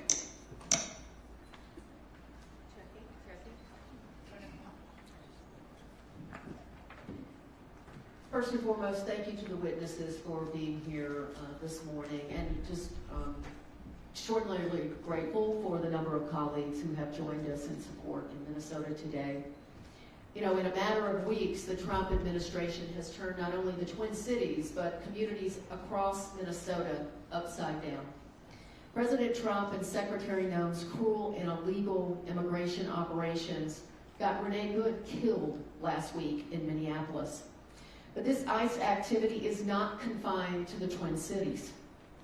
We learned in my district of one of the first incidents through a video that circulated on the internet of a father being pulled from his car in Northfield, Minnesota, caught on tape by his distraught son. ICE used excessive force, smashing the car window and dragging the man across the ground in close vicinity of a school and church. Yesterday, we heard of reports of additional ICE raids in Shakopee and Cottage Grove, and just a few days ago in Inver Grove Heights. Christina Rank, a special education teacher in my district, a U.S. citizen, had her car window smashed in by ICE in her school parking lot. She was detained for 12 hours before being released. These are just some of the many horror stories I'm hearing from constituents, local leaders, law enforcement agencies, and friends. This is not who we are, America. Schools, places of worship, and daycare should be safe spaces for immigrants and citizens alike. And we all should support legislation in Congress to make sure that they are not performing any duties near these sensitive locations. And by the way, every single ICE officer, agent should wear a body camera, just like local law enforcement is forced to do. Parents, teachers, and students being targeted by ICE are not criminals, but this administration isn't looking for criminals. They are looking for black and brown neighbors, and the Supreme Court of the United States is complicit. President Trump and his administration have tried to sell the narrative that Operation Metro Surge is intended to fight the fraud in our state and keep our communities safe, but we know that isn't true. So let's just call it what it is, political retribution, and it is endangering Minnesotans and tearing families apart. Last weekend, I joined my colleagues, Representative Ilhan Omar and Kelly Morrison, in attempting a congressional oversight visit to the Whipple Federal Building in Minneapolis. We were turned away by ICE officials despite a federal court case that I was holding a physical copy of in my hand. Their response was, "We don't care." Make no mistake, we are challenging this latest Trump administration lawless action in court. DHS Secretary Kristi Noem, a serial liar and accomplice to President Trump, is a threat to every single Minnesotan, and that's why the people on this dais today, many of us are leading articles of impeachment against her. This administration isn't using the law. They're going outside the law. And look, if ICE agents want to point out that the woman who was killed, Renee Good, and her partner, Becca Good, are lesbians, to ICE, I say this state elects lesbians to the state house, the state senate, and to Congress from Republican districts. This is not who we are in Minnesota. I'm sorry I don't have much time, but Chief, you are from my district. We are so proud to have you here today. Your leadership is extraordinary. Tell us what tactics they are using, that you see them using, that we would never use in local law enforcement. Thank you, ma'am, for that question. The first and most obvious is hiding your identity, masking, not wearing a nameplate, and not giving name and badge number when asked to do so. From the videos I've seen, some members of ICE don't have any training or access to intermediate force weapons, where they are moving right from talking to pointing guns at people who are not armed. We're seeing just the poor tactics of how they present themselves with items in their hands that are non-essential, to the way that they speak to the people that they deal with. If any law enforcement officer in Minnesota engaged in those tactics, they would be held accountable both at their local level and at the state level. Chief, thank you. And with that, I yield that. Thank you, Representative Craig. Now I'd like to recognize Representative Morrison, also from the state of Minnesota.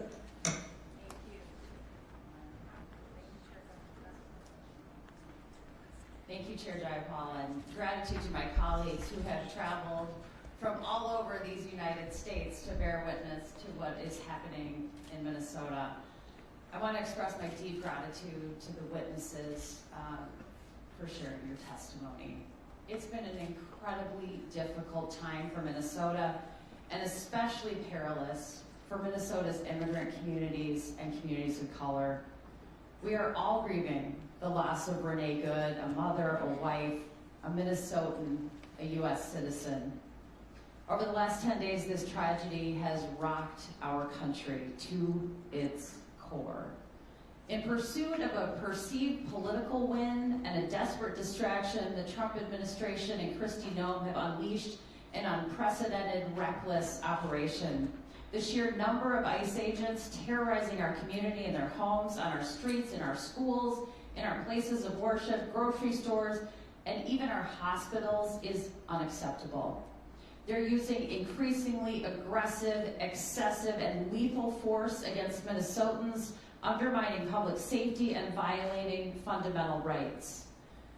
We've repeatedly requested that the administration increase transparency and communicate with state and local officials for the safety of the community.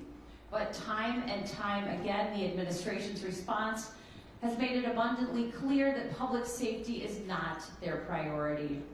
When my colleagues and I visited the Whipple Detention Center to exercise our legal right and constitutional duty of congressional oversight, we were unlawfully denied access. In the wake of Renee Good's killing, state officials at the Bureau of Criminal Apprehension expected the same collaboration with federal officials that they experienced following similar tragedies like the mass shooting at Annunciation Catholic School and the assassination of Speaker Melissa Hortman and her husband Mark Hortman. Instead, the FBI has shut them out, and now pressure from Trump's DOJ to pursue Renee Good's widow has triggered a mass exodus in the U.S. Attorney's Office. The administration's pattern of behavior flies in the face of the values foundational to our democracy and to our country. Federal agents swore an oath to our Constitution and should be above reproach, and the checks and balances of our co-equal branches of government are indispensable to upholding the freedoms guaranteed by our Constitution. As a physician, I have a sacred duty to care for my patients and uphold my oath to do no harm. So it was especially outrageous and painful to see that in the aftermath of the shooting, Kristi Noem's ICE agents denied Renee Good access to available medical care. It's abhorrent to hear the many stories that have emerged, like the story of the Minnesota family that had to have 3 of their 6 children hospitalized after ICE agents threw flashbangs and tear gas. Their 6-month-old infant stopped breathing and lost consciousness. The stories that are emerging on a daily basis are indefensible, and the cruelty of the Trump administration's response to this ongoing tragedy is truly shocking. Where is our humanity? This is not what the United States of America should stand for. I'm here in the Minnesota State Capitol to send a clear message to those endangering our community. Enough is enough. This is beyond politics. This is beyond partisanship. I think of Speaker Melissa Hortman every day, especially during these challenging times. And she would say that this is a moment when we have to take off our red jerseys and take off our blue jerseys and put on our Minnesota jerseys. We have to come together to protect our state and its people. So I extend an urgent plea to Minnesota's congressional Republicans to finally side with the people of Minnesota, stand up to this president, protect our communities, and restore peace. We have a congressional responsibility and a moral obligation to see that justice is served and our community is protected.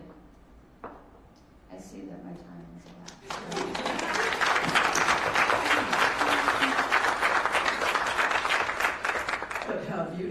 expired. Thank you, Representative Morrison. I'd now like to recognize the chair of the Congressional Hispanic Caucus, Representative Espaillat from New York. Thank you, Congresswoman Paul. I want to thank Congress members Omar, Gregg, and Morrison from the state of Minnesota. Thank you for hosting this hearing. ICE shows up in cities across the country uninvited, masked, anonymous, no first name, no last name, no shield number.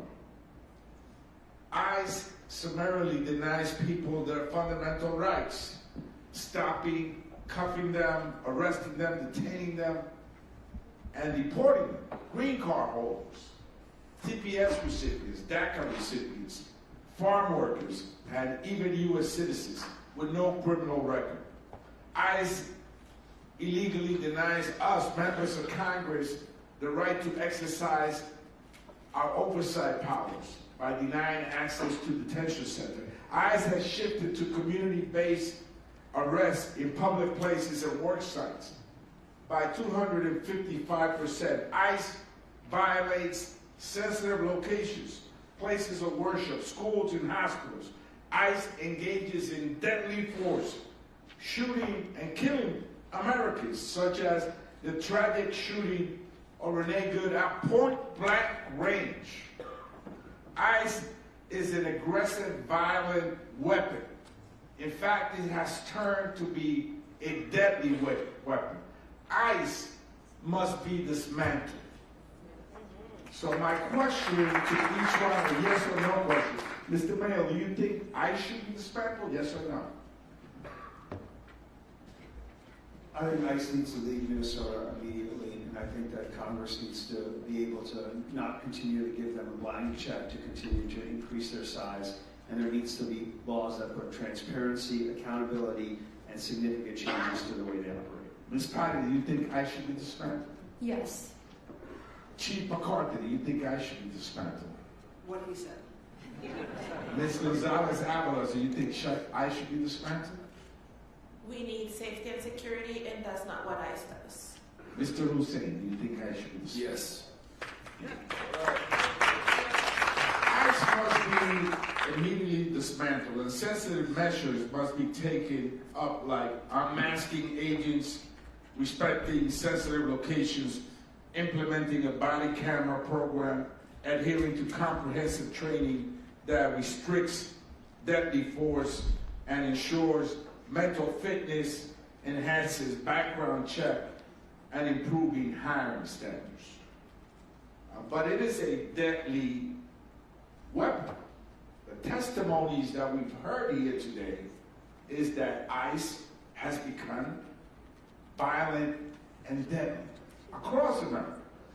Ms. Gonzalez, I want to ask you, because I heard from some of my colleagues that were asked, they have gone after the Somalian community here.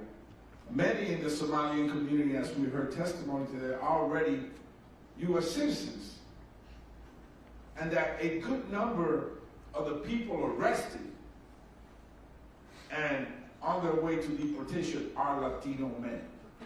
So I want to know if you have any numbers to share with us, or what is the status of that? Well, we don't have precise numbers because they don't want the traditional ways in which we could do visitation, in which our Congress, men and women from the state could help us finding data, are no longer available. But what we see on the ground is that ICE officers choose ethnic corridors where Latino and Somali communities live together. They have also unlawfully arrested Native Americans, indigenous, Lakota and Anishinaabe citizens of Minnesota Makoke, and the racial profiling that goes onto that has not been an exception of the power that they use on the ground. We believe that the vast majority of the people that they have detained to this day are indeed Latinos, but it's predominantly men, but they have arrested women, they have arrested children. and some of the women that they have arrested are also pregnant. Thank you so much. Thank you. Thank you, Representative Espaillat. I'm now going to go to members of the House Judiciary Committee, and we're going to start with Representative Hank Johnson from Georgia.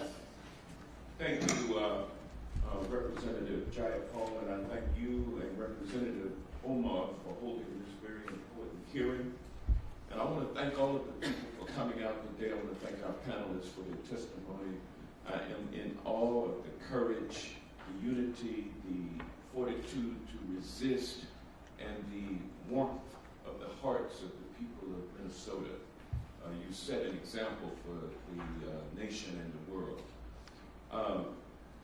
Mr. Mayel, I want to talk a little bit about how the United States Supreme Court laid the foundation for what is happening in Minnesota with respect to Fourth Amendment issues.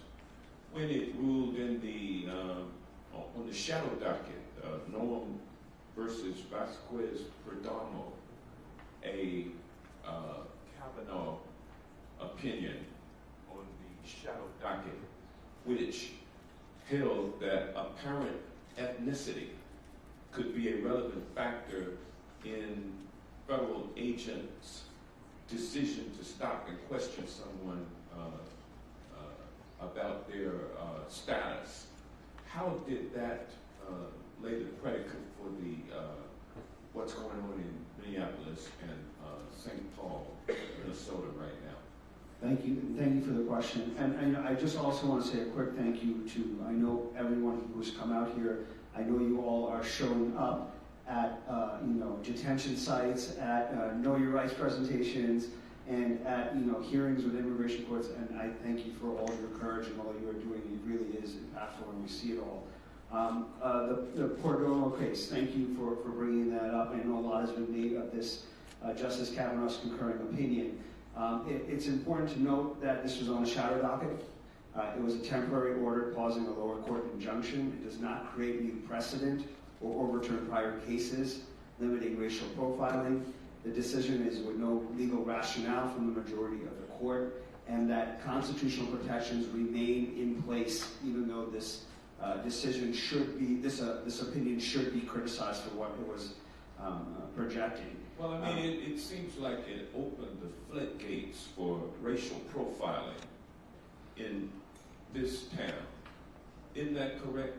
Well, so, I would say that the opinion certainly deserves to be criticized, and there was a great deal of racial... Anytime you issue a shadow docket decision and an opinion on the merits of the case before it's actually been briefed and argued before the court, and you lay down such a principle like Kavanaugh laid down, it has given rise to what we call Kavanaugh stops.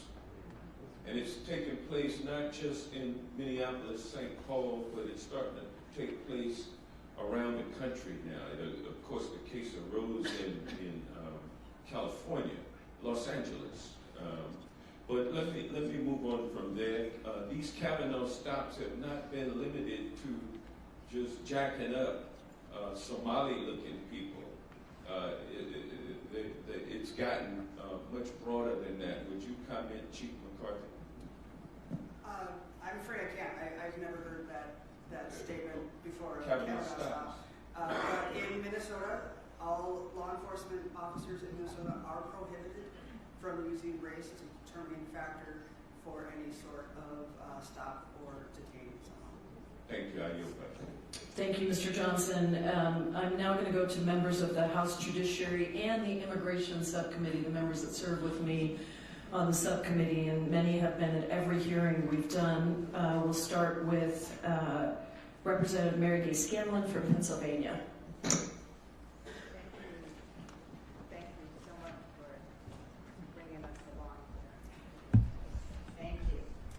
Look, 9 days ago, the nation was horrified to see almost in real time the shooting death of Renee Good, 37-year-old mom, a U.S. citizen, at the hands of federal agents. Equally horrifying was that before the woman's identity was even known, before the facts were known, the Trump White House pronounced that the woman was a domestic terrorist and that her killing was justified. This wasn't an isolated incident. For the past year, the administration has engaged in a reckless and escalating deportation and propaganda campaign under the pretext of making communities safer. We've seen this administration trampling fundamental human rights, civil rights, due process, and terrorizing, as this community well knows, terrorizing communities. But until the shooting of Renee Good, many people weren't paying attention across the country. But when a federal officer, masked, shoots a 37-year-old mom driving a Honda Pilot with stuffies in the glove compartment and the family dog in the damn back seat, it caught the nation's attention, it caught the world's attention. My colleagues and I are here in Minneapolis because it's important for all Americans to know the facts, to understand the gravity of what's happening here and why we should all be concerned. The White House, using federal agencies and taxpayer dollars, is spreading division and despair, bringing madness to main streets, sparking conflict, and then pouring gasoline on the fire. And while today it's Minnesota, tomorrow it could be any other city or state or town that this administration decides to target. It's clear at this moment that every American's rights are at stake. So I want to thank the local officials, the community members who've met with us and shared their testimony, the reporters who've been out on the street, the legal observers who've been out on the street. We have heard and read shocking stories about the use of excessive force, people detained for hours with no cause, bystanders and legal observers being swept into this. We heard about the family with 6 kids in the car coming home from a basketball game, and ICE lobs tear gas at them, resulting in an infant being stopping breathing. The abuse of fundamental human and civil rights is breathtaking. I did want to ask our ACLU colleague here, we're hearing about legal observers, and a lot of people don't know what that means and why that's important. Can you just tell us a little bit about who legal observers are and what they're doing and why they're legal? Absolutely, and thank you very much for the question. Again, it's about documenting and photographing and videoing police conduct. People are going out, they're being trained on the basic fundamental rights as a constitutional observer. They are being trained about what the limits of the First Amendment are and not to cross into unlawful activity. And they are documenting what is in real time a very widespread, unconstitutional spread of activity, and documenting things that can be used for future litigation, that can be used for public opinion, and to hold them accountable. And I would say, just by videotaping, just by being present, just by bearing witness, they are holding them accountable. And we know from a prior hearing in Chicago just how important this is, because our federal authorities are lying to the American people. They're lying to the courts. And when we've had evidence to present, we've been able to prove in court that these are lies and unjustified. Thank you so much for your testimony. Thank you, Representative Scanlon. Let me go now to another member of Judiciary and Immigration Subcommittee, Becca Ballant from Vermont. Good morning. I want to start by saying what so many of you have said. This is not about immigration enforcement. This is about terror. This is about retribution. This is about punishment. This is about vindictiveness. This is about giving a pretext to incite the Insurrection Act. And those of us who have been saying it have been accused of being using hyperbole. It's not hyperbole. All you have to do is watch what the president is saying and doing. And so I want to just start by saying as well that we've heard from Minnesotans who have said, we are so glad that you're here, that we need Americans to know what is happening. And I want to say, you are giving us inspiration. You are on the front lines of what's happening. You're standing up in the way that they did in LA and in Chicago and in other communities across this nation. And it is critically important when one of the senators from Minnesota says, that you are the center of America's heartbreak right now. You are also the center of America's courage. And this is something that I need Americans to understand. We have to be, each and every one of us, more courageous in this moment. There are people who have testified today who are putting your lives in danger and at risk by speaking out. And all of the people who are witnessing and showing up and documenting, they are doing this not just for Minnesotans, they're doing it for all of us. They are standing up for all of our rights. So I'm going to ask today that Americans who are watching this understand that you need to dig deeper, all of us. It's on all of us to protect this democracy and this Constitution. I also want to say, as a gay woman, I have not cried yet over Renee Good, because I know if I do, I'm not going to stop.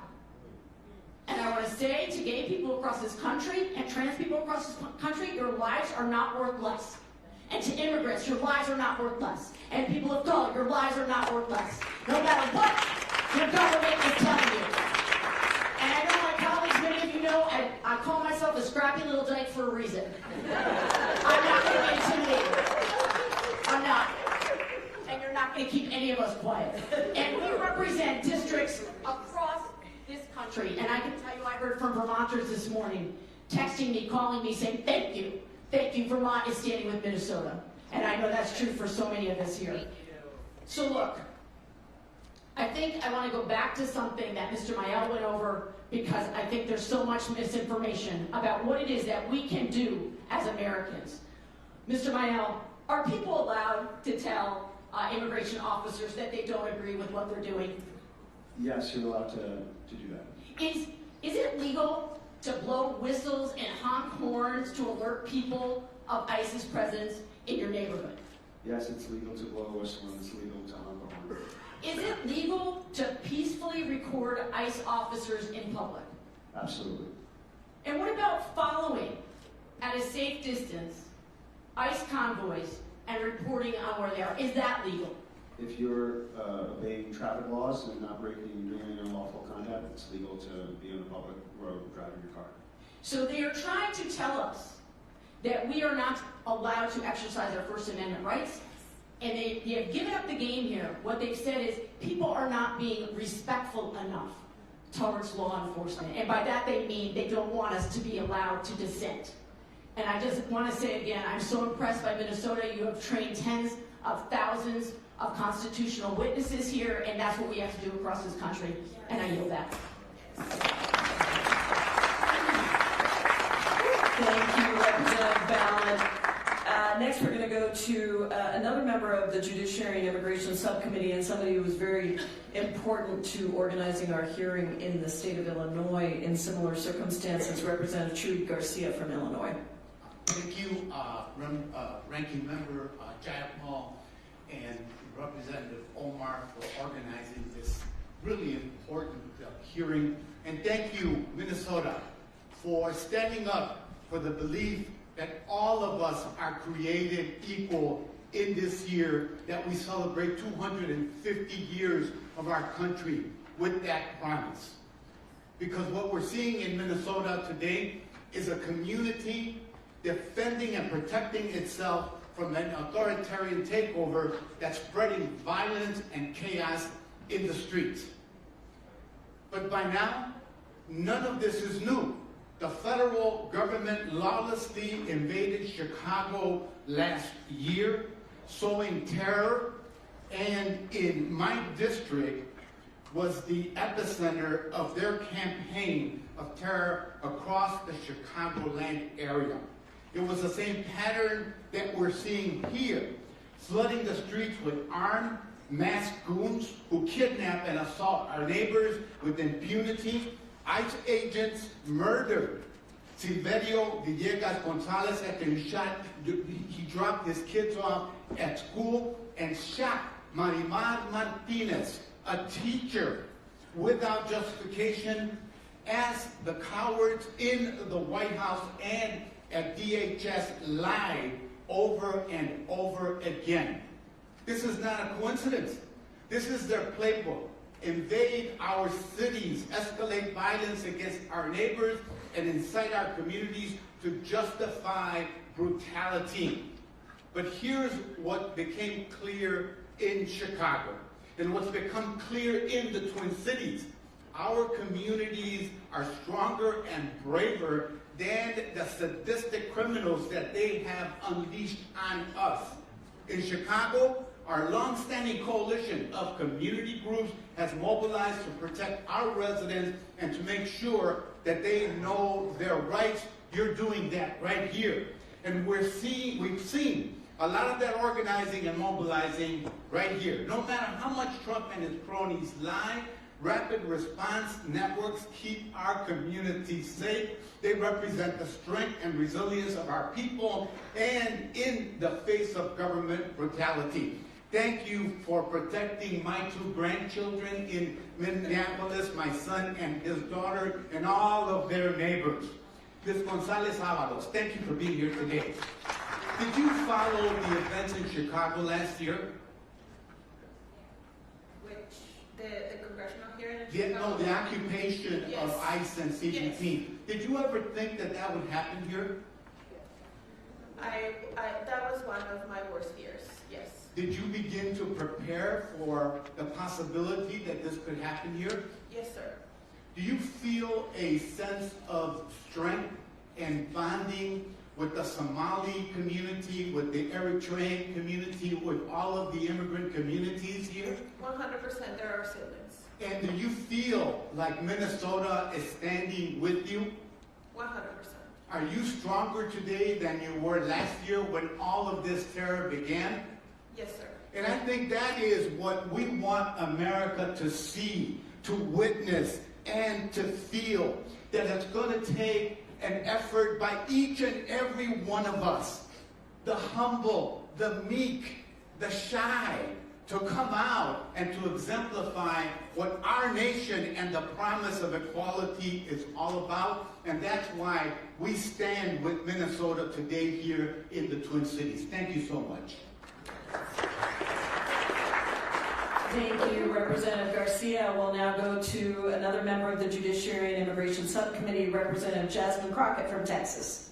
Thank you so much, Madam Ranker, and thank you so much to our amazing colleague, our amazingly strong colleague. I've heard so much, and I have prepared remarks, and if you know anything about me, you never know where I'm going. And frankly, I don't either, because I have already cried this morning. So I'll just start here. As a civil rights lawyer, I'm incensed. As an American, I'm embarrassed. As a human, I'm infuriated. And as a member of Congress, I am immovable in my pursuit of accountability. You see, right now, people want to pretend as if this is right or left, but I'm here to tell you that this is about right or wrong. And it is very sad that the only people that are sitting here are members of the Democratic side, so I guess we just want to stand on the side of right. For once, we will be associated with being right instead of left. Because my question to any of you, and I just go down the line and ask you, is it right or wrong to arrest someone because of the color of their skin? Absolutely not. Is it right or wrong to arrest somebody because of their accent? Wrong. Is it right or wrong to arrest somebody because they were exercising their constitutional rights? It is wrong. Is it right or wrong to arrest somebody because they simply disagree with you? It's wrong. All right, so it seems like y'all all went to elementary school and y'all can tell right from wrong. I'm not really sure what is going on with ICE right now, but I can tell you, and as we heard earlier, this is pure racism. I don't know why we want to tinker around with it and pretend as if it's something other than what it is. I like to call a thing a thing. And he has told us time and time again who he was when he talked about certain people being from certain shithole countries. Those are his words, the only reason I'm cussing in this moment. When he said things like, they are eating the cats and dogs. We knew exactly what we were getting, and some people are saying, I don't know how we got here, but I do. Because we know that dehumanizing, I believe that you said something to the effect of cruelty and humiliation are the point. That's what you said, Ms. Patton. Because when we look at other places, say places that did things like, oh, you know, go door to door, looking for people, as they had to hide out, say, in an attic. Does that sound familiar to anybody? or the images that I have seen of people being attacked by law enforcement, whether we're talking about dogs or fire hoses, it seems very reminiscent of something that we have seen before in this country. And then people get offended and try to say I'm too black, but the reality is that y'all never let the fact that I am black go. So I'm going to be clear about one thing. I know my good black history. And so when I look and I say, and I will say it loud and proud because the DH secretary had a few choice words for me, but this looks like modern day slave patrols. And they have been sanctioned by this Supreme Court. Whoever thought we would live in a country that progress looks like having a Supreme Court that says, yes, it is okay to look at somebody or to listen to their accent and give permission to grab them. The last time that I checked, ICE is only supposed to be doing immigration enforcement, and right now we have a record number of U.S. citizens that have not only been arrested, but as we saw with Renee, that have been killed, that have been maimed, that have been bullied, that have been brutalized, that have been unlawfully arrested. Y'all, we are living with an abuser right now. That is who Trump and his administration is. And frankly, I think we all have a little bit of PTSD. But if you know anything about a domestic abuser, the one thing about them that you need to know is that they are some of the biggest cowards that you will ever find. What they can't stand is when you actually fight back. And so thank you so much for everybody in Minnesota. But it is time for our entire country to stand together. Because if you don't recognize that we are all in the same sinking ship, whether you are black, white, Latino, African, whoever you are, the reality is that we have an administration that has decided that they are going to ignore our constitutional rights, and we will not stand for it. Otherwise, our democracy will fall. So I just got this to say because she is cranky. Thank you, Representative Crockett. We got some people that got to make some claims, so thank you so much.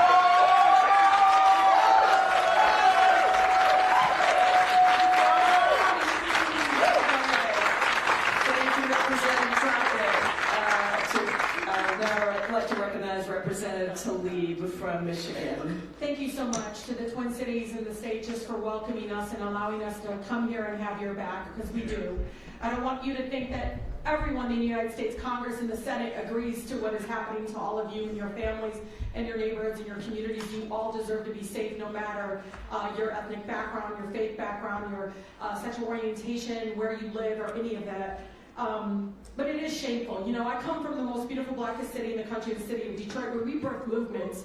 But today I'm seeing a movement being built right here in Twin Cities. And it is reminding us that our government will now save us. It is only us. We've been taught through history of that. You see our corrupt Supreme Court literally enabling and emboldening the fact that they can now go around and racially profile and target people based on what they look like and where they work. I do want to share this and ask some of the directors. DHS used neo-Nazi anthem for recruitment after the fatal Minneapolis ICE shooting. This is from The Intercept. And the federal government is openly embracing white nationalist online content, including in the recruitment post after ICE agent Jonathan Ross, I'm going to say his name, killed Renee Good.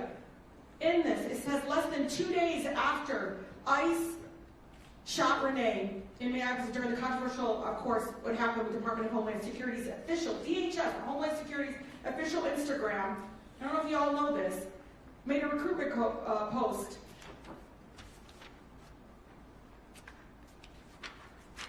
We'll have our home again, attaching a song, same name by Pine Tree Riots. It's popularized in neo-Nazi spaces. The track features lines about reclaiming our home by, quote, blood or sweat, language often used in white nationalist calls for a race war. 2 days after the killing. They use images like this. You can't see this, to the directors, because I'm going to ask you, it says invasion here. It says America needs you to join ICE now. Look at this image. Who do you think they're trying? How about Director Mayhel Gonzalez-Avalos and Director Hussein? Who do you think they're trying to recruit for ICE right now? White supremacists. Okay, how about you, Director May? What do you think this evokes? Who do you think wants to join this? What does this mean? I mean, it's absolutely terrifying, right? The accountability, the training, who is coming towards that, who's going to want to join that. And I think it is an absolute product of the $170 billion that they are looking to spend and fill and use. And as they ask for more money now, there really needs to be restrictions on how all of this is done. We'll have a home again. Like, this is Patty with this. We'll have our home again. What does that evoke in you when you see this? It literally, when I see it as a Muslimah, as a Palestinian, as a child of immigrants, I see that this is something that is evoking, like, I'm not welcome here. It is very clear what is intentionally happening here, and I think I want my colleagues to know this. In Southwest Detroit, where I was born and raised, we've been complaining about ICE since 2010, even since its inception. The fact that we had passed policies to tell them not to do ICE actions in front of schools, health centers, funerals. We got Obama administration to do that, but still we had violations to their own policies. This is an agency that is reeked of this.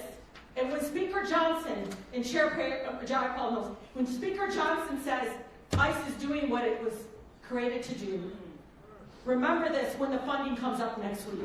Thank you, and I yield.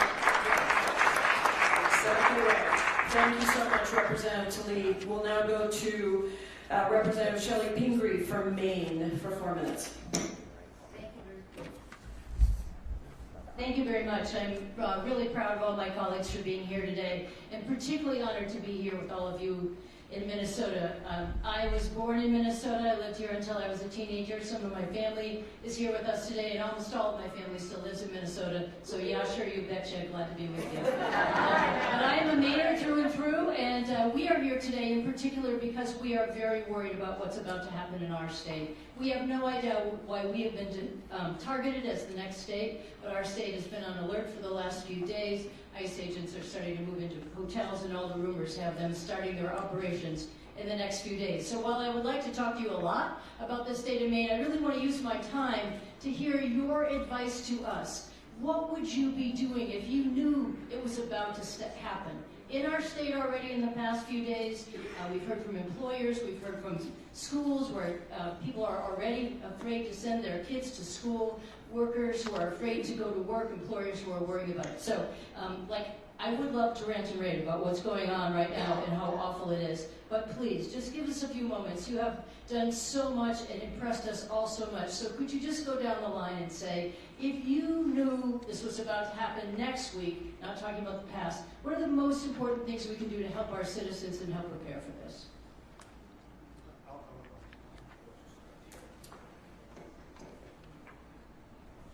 I will start by saying pray. Thank you. I think in this moment, I call upon our nation and everyone to pray for our nation, because we call on the higher power to intercede with divine intervention in this moment. After that, organize like hell. Yeah. Organize number one. The organizing that matters and that is making the difference is when people embody and bring to light the constitutional rights. Their First Amendment right, their Fourth Amendment right, and at some point the 14th Amendment right, because we know that's also being challenged. What does that actually mean to leave that fully in the public, to embody those to the North Star of what that actually means to have a say, what that actually means to hold your government accountable, what that actually means to hold power to its greater potential. That's what constitutional observers are doing. They're bringing things into the light. We regular people, it's regular people. We are the light. Great. Constitutional observers, regular people. Love to hear from the police chief. Thank you, ma'am. In Mendota Heights, we say community is what keeps community safe. And when our police act ethically, we get to be part of that community. And so for police departments that are facing this, I would first clarify with our officers what we're legally able to do and not able to do. I would clarify with our community what we're legally able to do. And I would remind all of our officers that we have a duty to intercede when we see excessive force being used.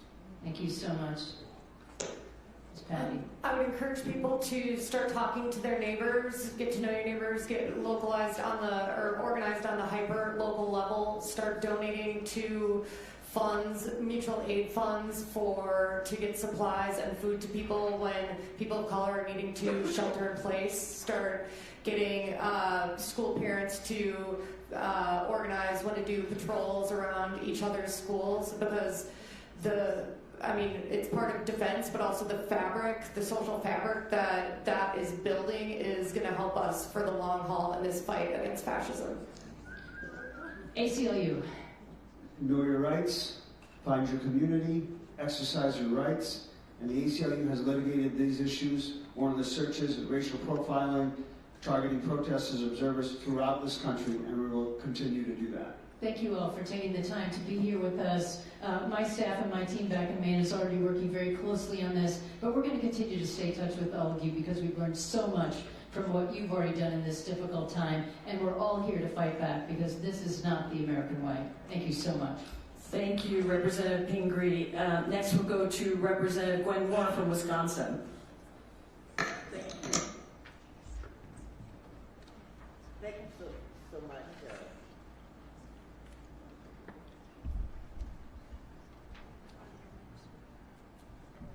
Can we get the good one? Thank you so much, Chair Giant Paul. You know, we're here on MLK Jr. weekend. So appropriately, people say, what, you know,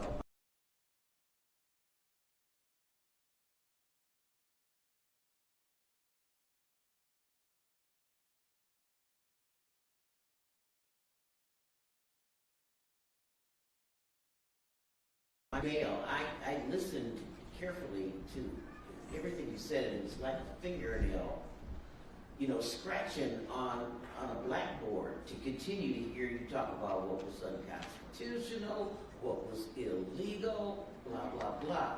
And I was so happy that my colleague from the Judiciary Committee asked you about the shadow docket, the Kavanaugh doctrine of reasonable suspicion. And so I am wondering, can you tell us what is the threat of this probable cause being subsumed by a reasonable suspicion and that becoming the new standard of care? Well, thank you for your question. I should say, you know, these issues are being litigated currently, but I would say probable cause is a standard. You know, reasonable suspicion is not the standard. What was his raison d'etre? I didn't read it. I'm not a lawyer. I feel nervous that the Supreme Court Justice even came up with this, and I'm fearful. And so I understand. I don't want to minimize at all how powerful rhetoric is from federal officials, from the top of the administration, to incite and to demonize and to create an environment of hostility. But I also do not want to give a single justice's concurrence opinion in which no other justice joined in a case that has very early litigation too much weight. Because racial profiling is not allowed, race alone cannot justify or stop, and we will continue to litigate that, and we are confident that we will be successful. I was sitting next to Representative Jayapal before she left, and she shared with me an article that she put on display here. And I know one of them had said, you know, one of us, all of you. And I noted that the criminal activity that's been unearthed here in Minnesota among Somali people is like 1/10 of 1% of the Somali community. And I'm wondering if that is a legal standard that we could expect to be adopted in other places, and also by law enforcement in places that are not in Minnesota. Which legal standard did you ask? Well, it's one of us. What does that remind you of? One of us, all of you.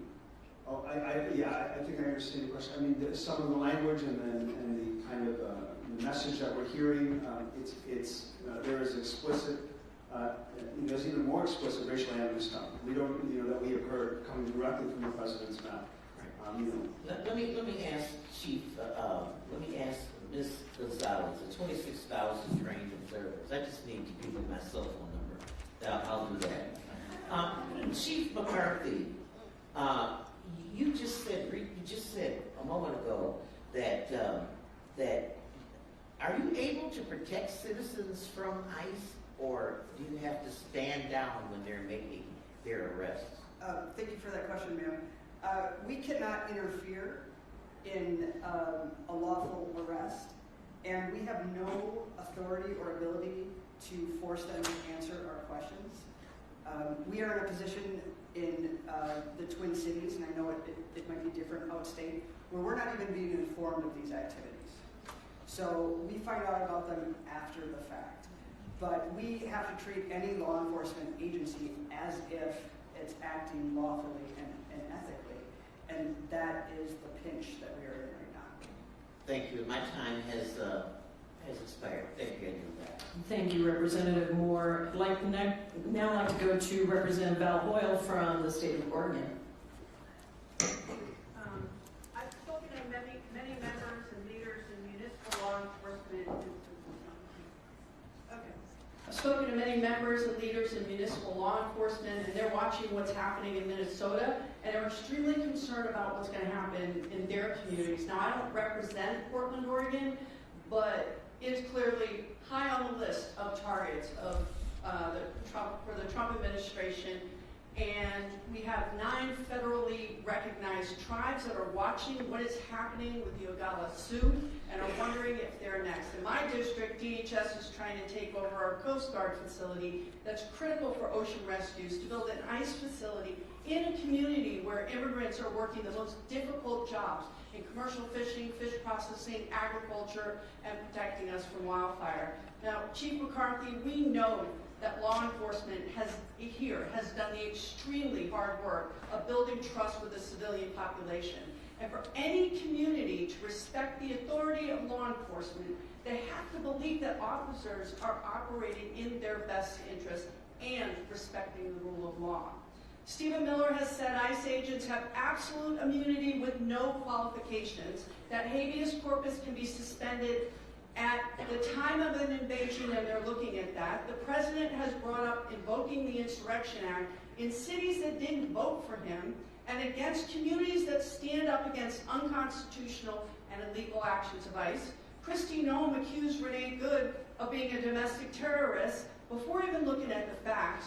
We have ICE agents that have between 4 weeks of online training and maximum 8 weeks of in-person training with limited background checks being thrown into highly charged situations, with the administration egging on aggressive actions and spreading disinformation instead of working to de-escalate what is clearly putting our communities and our local law enforcement in danger. So Chief McCarthy, could you briefly tell us what kind of training and experience do your local law enforcement officers have, and what does an investigation look like after an officer involves shooting? Because I do not think there's any comparison to what has happened with the Renee Good shooting. Thank you, ma'am, for that question. So in Minnesota, the minimum to be a police officer is you have to have a 2-year degree in law enforcement and criminal justice, or a 4-year degree in anything. Once you've obtained that degree, we go through a skills-based program that is supervised by the state, and that's anywhere from 3 to 6 months. Then you are eligible to be licensed. Once you are eligible to be licensed, you can then apply at police departments who do a rigorous psychological and background check. Once that is done and you are hired, you then go through a training period, which again is another anywhere from 3 to 6 months, with a minimum of 1 year probationary period. As far as after a use of force, an officer involved shooting, it is very, very important that we do not comment. We do not guess as far as a justification or not a justification. You never want to color an investigation, as difficult as it is to not react to what you see. Professionally, it is very, very important that you don't give an indication if something is justified or not justified until all of the facts are brought in. It's very thorough. and only then does that legal determination get made at the end of a thorough investigation. All right, thank you very much. Know that we're standing with you, and the Trump administration's use of force was meant to get people to back down, and the longer that you can stand up with our support, the better chance we have of making sure that this stops. We stop this in its tracks. Thank you all for your words. Thank you, Representative Hoyle. I'd now like to recognize Representative Glenn Ivey from Maryland. Thank you. You run pretty fast there. I want to thank Representatives Jayapal and Omar for putting this together. I want to thank the witnesses for not only testifying today, but the outstanding work you're doing in the community. I guess I want to comment directly to ICE officers today, because as Representative Hoyle said, there are members of the administration telling them they have absolute immunity, J.D. Vance and Stephen Miller and the like, and they certainly are acting like it. You know, we've seen the 16 shootings, obviously a fatal shooting here in Minneapolis. I think the mayor testified there have only been 4 shootings here. 2 were done by ICE officers. And based on what I've seen and heard, including some instances in my area, in Maryland, they're acting like they're above the law. And I want to make sure that they understand they're not. Because we can prosecute these guys. And we do. And the reason we know that's true, I was a former prosecutor, federal and state. We put some of these people in jail before. Derek Chauvin's in jail right now because he broke the law. And he's been held accountable for that. And we can and will and must do that again. Now, I think some of them think that they can be protected. They're wearing these masks. But that's not going to protect them. They think that Trump can protect them because he can pardon them. But guess what? You get convicted in state court, you're staying in jail. He can't pardon you from state court. And just because you're an officer, just because you're wearing camouflage, that doesn't protect you either. And I don't care what Kristi Noem says when she starts attacking these, victims of these shootings. Character assassination won't protect you either. And Bondi, you cannot hide the evidence from the state prosecutors like Keith Ellison right here in Minnesota. We're going to get it. We're going to get the information. We're going to move forward with these prosecutions. And to the ICE agents out there who continue to break the law, you might end up being Derek Chauvin's roommate, or cellmate, I should say. You get those 3 hots in the cot. Might be federal, might be state, but you will be held accountable. No question about it. Ted mentioned earlier, this administration will be gone in 3 years. There's a 5-year statute of limitations. Even if Trump tries to pardon him preemptively, states can still go after him, and they will. And I just want to make sure, too, that we get this out there as well. This is important for everybody to know across the country. Because I know a lot of the protesters that are out there, they're concerned, they're scared that there will be no accountability, but there will be accountability in these cases. We're going to make sure that that happens. And we're going to go back to Capitol Hill, and we're going to press our colleagues, our Republican colleagues, to stand up for accountability, too. They've been ducking and dodging. The Judiciary Committee Chairman and Oversight Committee Chairman and Homeland Committee, they're trying to act like this isn't happening, but they cannot avoid, they're going to have to see the horrific violations of the Constitution and the loss of life that's been going on here in Minnesota and across the country. I'm the lead sponsor of the George Floyd bill. That's another piece of what we need to do to get done, because we've got to make sure we expand liability. That's right. He died just a short distance from here, and just 5 years ago. We've got to complete the work that began with his death. He did not die in vain. We're going to make sure that we hold people accountable. We're going to get the job done on Capitol Hill, and I know what's going to happen here in Minnesota. So I yield back. Thank you so much, Representative Ivey. Next, let's go to New Jersey. Representative Rob Menendez, you're recognized for 4 minutes. Thank you, Ranking Member Jayapal and Congressman Omar, for your leadership in convening this important hearing. And thank you to all of our witnesses for being here today and for showing up every day for your communities. What we've seen unfold in Minnesota is the latest escalation of one of the most egregious attacks on due process, rule of law, and immigrant and human rights that our nation has ever experienced. And we're seeing the consequences in our streets and communities and in the lives of people like Renee Good. Renee Good was a mother of 3. I was thinking about our children today when I was leaving mine. And the reality that they won't have their mother for the big moments and the small moments that make up a life. And while this administration wants to rob us of our humanity, we cannot allow them to do so. The unacceptable truth, and it's one that we cannot turn away from, is that Renee Good's killing did not happen in isolation. It was a tragic and foreseeable result of the Trump administration's deliberate efforts to dismantle legal guardrails, normalize extreme force, employ violent rhetoric, and insulate immigration enforcement from oversight. I've seen the escalation of the Trump administration's aggression firsthand. Last year, I was with my colleagues, Representatives Watson, Coleman, and McIver, for a legally protected inspection of Delaney Hall Immigration Detention Center in Newark, when over 20 armed ICE and HSI agents confronted us and attempted to impede us from conducting legal oversight. And on that day in Newark and every day since, the Trump administration has repeatedly lied to the American people through misleading statements, accounts that contradict eyewitness and video evidence, and attacking anyone who questions its narrative.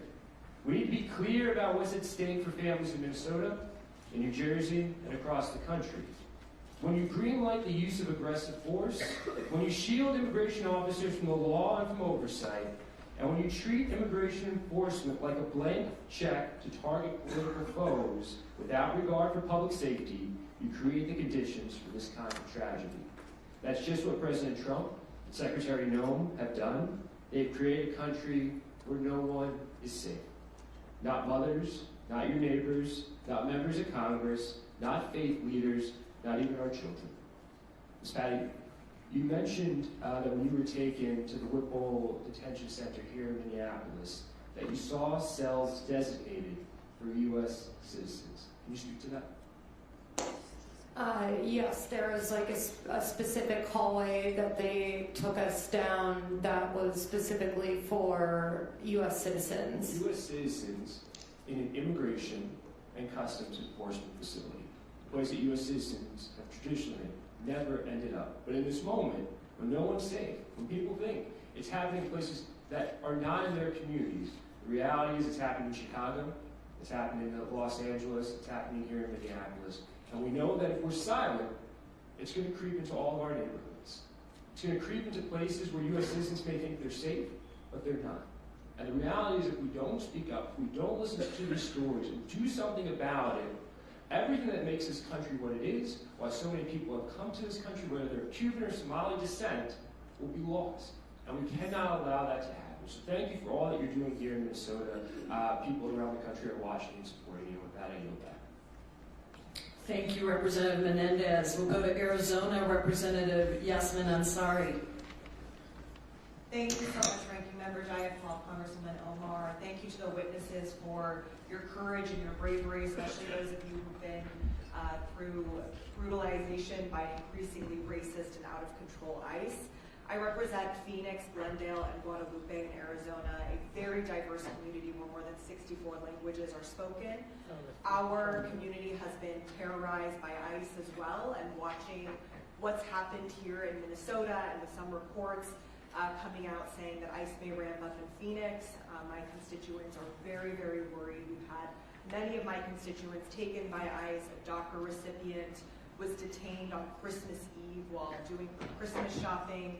I have a constituent who was a green card holder named Yadi, who has been in one of the detention centers for almost a year now, where she has leukemia and is extremely, extremely sick and denied medical care. I've had the opportunity to speak with dozens of women inside the Eloy Detention Center in Arizona, listened to the torture and abuse they've gone through. I'm also the very proud daughter of Iranian immigrants, and I'll just say it's been a heartbreaking week watching what's happening in Iran, where an authoritarian regime has been cracking down and murdered thousands of people, but also what's happening here in the United States, which I want to be very clear is also an authoritarian takeover of this country. And it would be naive for anybody in this country to believe that we are not headed down the exact same direction that authoritarian regimes like Iran, that my parents fled, ultimately has gotten to 47 years later. What we're seeing here in Minnesota that you all described is not law enforcement. It is a pattern of abuse and purposeful inflammation of unrest by Donald Trump. You described it so well, how ICE has terrorized immigrant and citizen communities alike, violated due process left and right, and targeted residents and protesters exercising their First Amendment rights. People have been disappeared into the detention centers without explanation and without access to counsel. And this is an agency that has shown they have no regard for anyone's humanity. I want to ask my first question to Patty. Patty, thank you for sharing your story. I know it must be difficult given the trauma that you've been put through. You were detained by ICE for approximately 8 hours despite being a U.S. citizen and not charged with any crimes.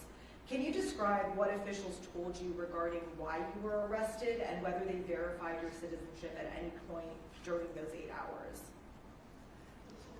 The only time anyone said what I was being arrested for was the ICE agents when they arrested us and said we were that we were obstructing their operation. No one else said anything about what we might have been being held for. No one else knew. Like, it was a very chaotic scene there. People didn't know what was going on or who was there for what, was my interpretation. And they checked I had my license with me, and they did check that when I got to the facility. Thank you. My next question is for Chief McCarthy. There are reports, you mentioned in Minnesota, people are scared to send their children to school, go to local businesses, go to work. We felt the same in Phoenix. From a public safety perspective, how does this climate of fear hinder effective policing? Thank you for that question. It decimates the trust that the community has in the police department. It makes victims and witnesses reluctant to come forward even more so. And who it really benefits are the criminals who prey upon the vulnerable, because they are still going to operate, and they're going to prey upon the most vulnerable people, which right now are the ones who are afraid to leave their homes. In addition to all of the issues that it is with immigration, we know that whenever we isolate people, we also have instances of domestic abuse that will go unreported. So I wish I knew the full extent, but I don't know that we'll know the extent of the harm for years to come. Thank you. I yield back. Thank you, Representative Ansari. And now I'd like to recognize Representative McLean Delaney from Maryland for 4 minutes. Thank you, Ranking Member Jayapal and Representative Omar for arranging this hearing. And I think it's really important because we do have the express authority to conduct oversight, and we must continue to do so at this incredible time. I have to say I'm just speechless after last night and then today hearing all of this, and I just thank each of you for sharing your perspectives and your experiences against this lawless, cruel, unconstitutional actions, including the murder of Renee Good, her mother. But I have to say that it is a concerted effort, really, to chaos and distrust and terror. And it is something that is not only undermining our public safety, as many said, our very democracy itself, but what did give me unbelievable admiration is the absolute courage and resilience of Minnesota to stepping up to Operation Metro Surge. And just know that transparency and rule of law will triumph over this dark time. I represent Maryland's 6th District, home to Gaithersburg and Germantown, who are some of Maryland's most diverse communities. And my constituents are immigrants. They come from around the world. And in Maryland, we've seen discriminatory enforcement, illegal deportations, including Kilmar, Rego Garcia, and record inhumane detentions. Our systems, also detentions, are not designed to really house such mass incarceration, and ICE is running out of space. Their lethal use of force under the pretext of the Supremacy Clause, which is without legality or merit, is misleading, and I have been pushing back forcefully about it. To meet increased demand, the administration is planning to house up to 80,000 immigrants in warehouses completely unsuitable for habitation. And I was just outside with a group of AAPI community nonprofits who were saying that many people are being picked up, many of them are legal or have legal status, and are being shipped within 24 hours to warehouses in Texas without transparency or with any access to good treatment or legal rights. There is a processing center that's being proposed in Hagerstown, Maryland, in my district, and I know there's one in Woodbury, Minnesota, less than a half an hour from here. I just want to know that there will be accountability for the president and for Secretary Noem.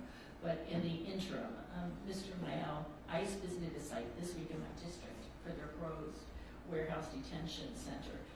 Is there anything that communities can do to leverage their local legal authorities to push back against ICE extension? And other than the litigation, what can we do as communities to enact new policies to slow down these detention centers and to give some transparency? Thank you, Representative. Thank you for that question and for bringing it to the city perspective. Absolutely.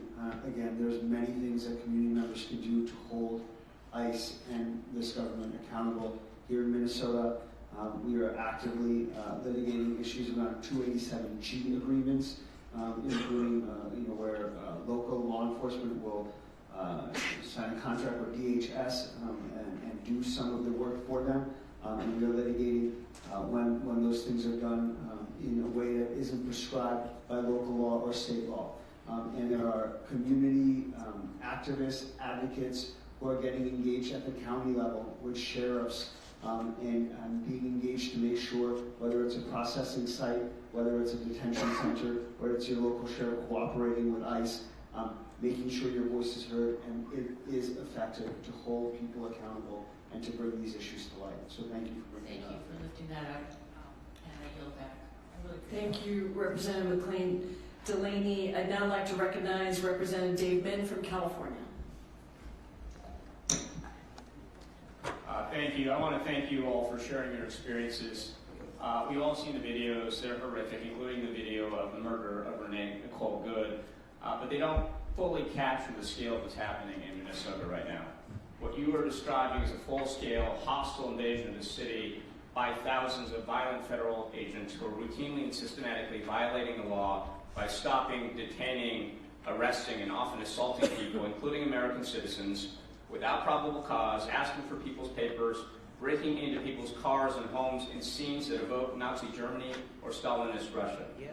What is happening right now in America is fundamentally un-American, it is evil, and it is completely illegal. Now, before coming to Congress, I was an SEC enforcement attorney, then a law professor.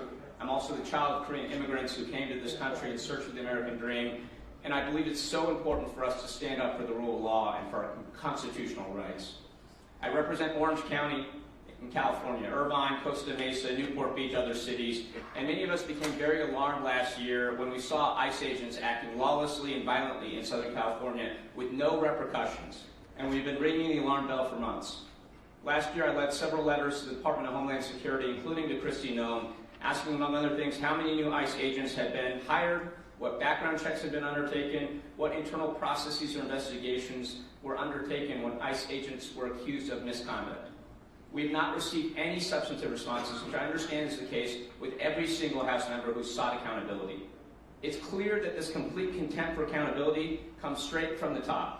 Kristi Noem, Tom Homan, Greg Bovino are creating a culture of lawlessness and violence where ICE agents know they can literally murder U.S. citizens in broad daylight while being filmed, and that there will be no repercussions under this administration. But I want to reiterate the comments made by others. There is no statute of limitations for murder, and Trump cannot pardon you for state crimes like murder and assault. Now, apparently half of the new ICE agents hired in the past year filled an open book exam required to join federal law enforcement, so let me dumb this down. Being an ICE agent does not mean you get away with breaking the law. You will be prosecuted, and you will be held accountable. Now, I want to ask you, Chief McCarthy, if one of your officers was accused of assaulting a peaceful protester, or drawing a firearm on a civilian without cause, or firing tear gas into a car with children in it, what actions would you take? Thank you for that question. So in Minnesota, we have a Peace Officers Bill of Rights, but once that complaint had been filed and signed, we would remove the officer from service and start an investigation into the matter. And would the results of those investigations be released to the public? When in Minnesota, because of union rules, when discipline is enforced, then yes, that becomes public. Now, you mentioned that ICE is not informing you of their activities. What cost does that impose on your department, briefly? Lots, right? Yes. So I would just say I think you deserve reimbursement for those costs, and that's why I'm introducing legislation to require that ICE and DHS pay out of their own budget for the cost of any illegal and improper activity they engage in, including departments like yours. Now, I just want to close by saying this. It's great we're holding this shadow hearing, but the fact that Republicans are not here is shameful, because this is not a left-right issue. This should be above impeachment. Federal agents should follow the law, they should respect the Constitution, and they should not kill or assault innocent civilians. They have the majority right now, but instead of holding any oversight, they have passed a massive $170 billion budget increase for ICE, including $32 billion for new ICE agents. That is bigger than almost every military in the world, including Canada and Israel, with no guardrails and no accountability. Now, I'm a Southern Californian. I'm here very cold, very far from home, because I want you to know it's important that, and I want Donald Trump to know, you're not alone. Your community's under attack. Masked and violent men are breaking into your homes, your cars, your churches, your schools, and that must be so hard for you all. But we're standing with you because we think you're turning the tide right now. Your cameras, your voices, your whistles, they are turning the tide. You're standing up to authoritarianism. You are defending our democracy, and we are with you every step of the way. Thank you, and I yield back.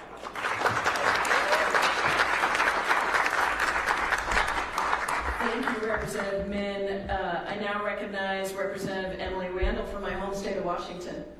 Thank you, Representative Jayapal. Across the country, we all watched from our phones as ICE murdered Renee Nicole Good in the streets of Minneapolis last week.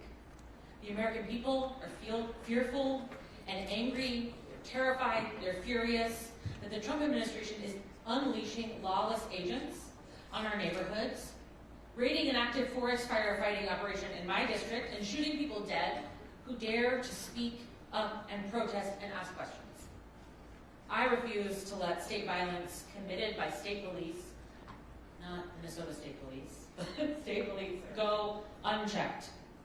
Accountability is not optional. In my first year as a member of Congress, I successfully conducted 5 oversight visits to the Tacoma Northwest Detention Center in my district. Once, I was illegally denied entry. During these oversight visits, I heard directly from detainees, some of them legal permanent residents, many who have been in the U.S. for over a decade, that they're being denied proper medical care, that ICE and GEO agents regularly accompany detainees during medical appointments, exposing them to incredibly vulnerable moments in violation of their rights under HIPAA, and counter to common practices of community doctors who, like Congresswoman Maxine Dexter, who visited with me once, see criminally incarcerated patients. This is part of a widespread problem that raises serious privacy concerns, serious training concerns, serious oversight concerns.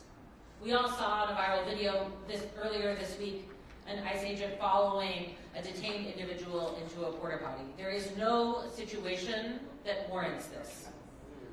This is in line with ICE training, or I should say a lack of training, that is empowering lawless agents across the country. And to make matters even worse, we all are hearing from tribal members, including those in my district, as well as Native people across Minnesota and across the country, that ICE is illegally detaining and targeting Native people for the color of their skin. Tribal members are being detained as leverage to convince tribal nations to sign agreements with ICE for enforcement on their sovereign territory. And that's why I'm an original co-sponsor of the Articles of Impeachment against Secretary Noem. Bad behavior begins at the top. If we want to ensure all individuals are treated with dignity, we have to ensure that there is competent leadership in place, and I have zero faith in Secretary Noem. Let me be clear. Using ICE agents to kill people in the streets is fascism, and I will use all the tools available to fight to defend our democracy and our collective future. New NBS reporting shows that ICE used AI in determining which agents needed how much more training. And in instances where individuals wrote about how badly they wanted to be an ICE officer, they got less training. Chief McCarthy, I'd like to hear a little bit about the training, a little bit more about the training your police force employs. I'm sure it's better than what we're seeing ICE be given. Are local officers typically trained to record interactions with their cell phones while holding a gun at the same time in the other hand? Thank you for that question, and no ma'am, they are not. Are local officers typically trained to fire their guns into vehicles? We are trained if we need to fire a weapon into a vehicle. However, most policy, including the state-wide model policy, warns against shooting into moving vehicles. There's probably some de-escalation in between saying please stop and shooting into a vehicle. Yes. And speaking of de-escalation, are local police officers trained to de-escalate situations, or are they trained to shoot first? We are trained to de-escalate. So police officers for the city of Minneapolis who are given more training than the federal agents are keeping our communities safe. And I want to thank you for everything that you do to keep our communities safe. Thank you, Madam Chair. Thank you so much, Representative Randall. I now recognize Representative Luz Rivas from California for 4 minutes. Thank you, Congresswoman Jayapal and Congresswoman Omar for organizing this timely hearing, and thank you to the entire Minnesota delegation, Congresswoman Betty McCollum, Angie Craig, and my freshman colleague Kelly Morrison for your leadership during these difficult times. We're here in support and in solidarity with the communities in Minnesota following the horrific murder of Renee Good and ICE's continued assaults on your communities. I represent immigrant communities in the East San Fernando Valley of Los Angeles, and since June of 2025, the Trump administration and his ICE forces have routinely racially profiled and targeted my district. Neighborhoods in my district have the highest level of ICE enforcement in all of Los Angeles County. We have seen street vendors assaulted, day laborers abducted, and an 18-year-old high school student detained and separated from his mother for months. Unfortunately, we're seeing this pattern here in Minnesota, and ICE is using intimidation tactics here. This rogue department racially discriminates against people who look black and brown just to hit a quota. Your immigration status doesn't even matter. If you look like me, you're a target of Trump, Secretary Noem, and ICE. Secretary Noem and ICE repeatedly ignore due process and the rights of Americans and are wreaking havoc in our communities. This is why I signed on to the articles of impeachment against Secretary Noem. She is unfit for this role, and she must go now. With the limited time that I have remaining, I want to hear from our witnesses who are living through this terror. Ms. Gonzalez-Avalos and Mr. Hussein, your organizations are on the front lines right now.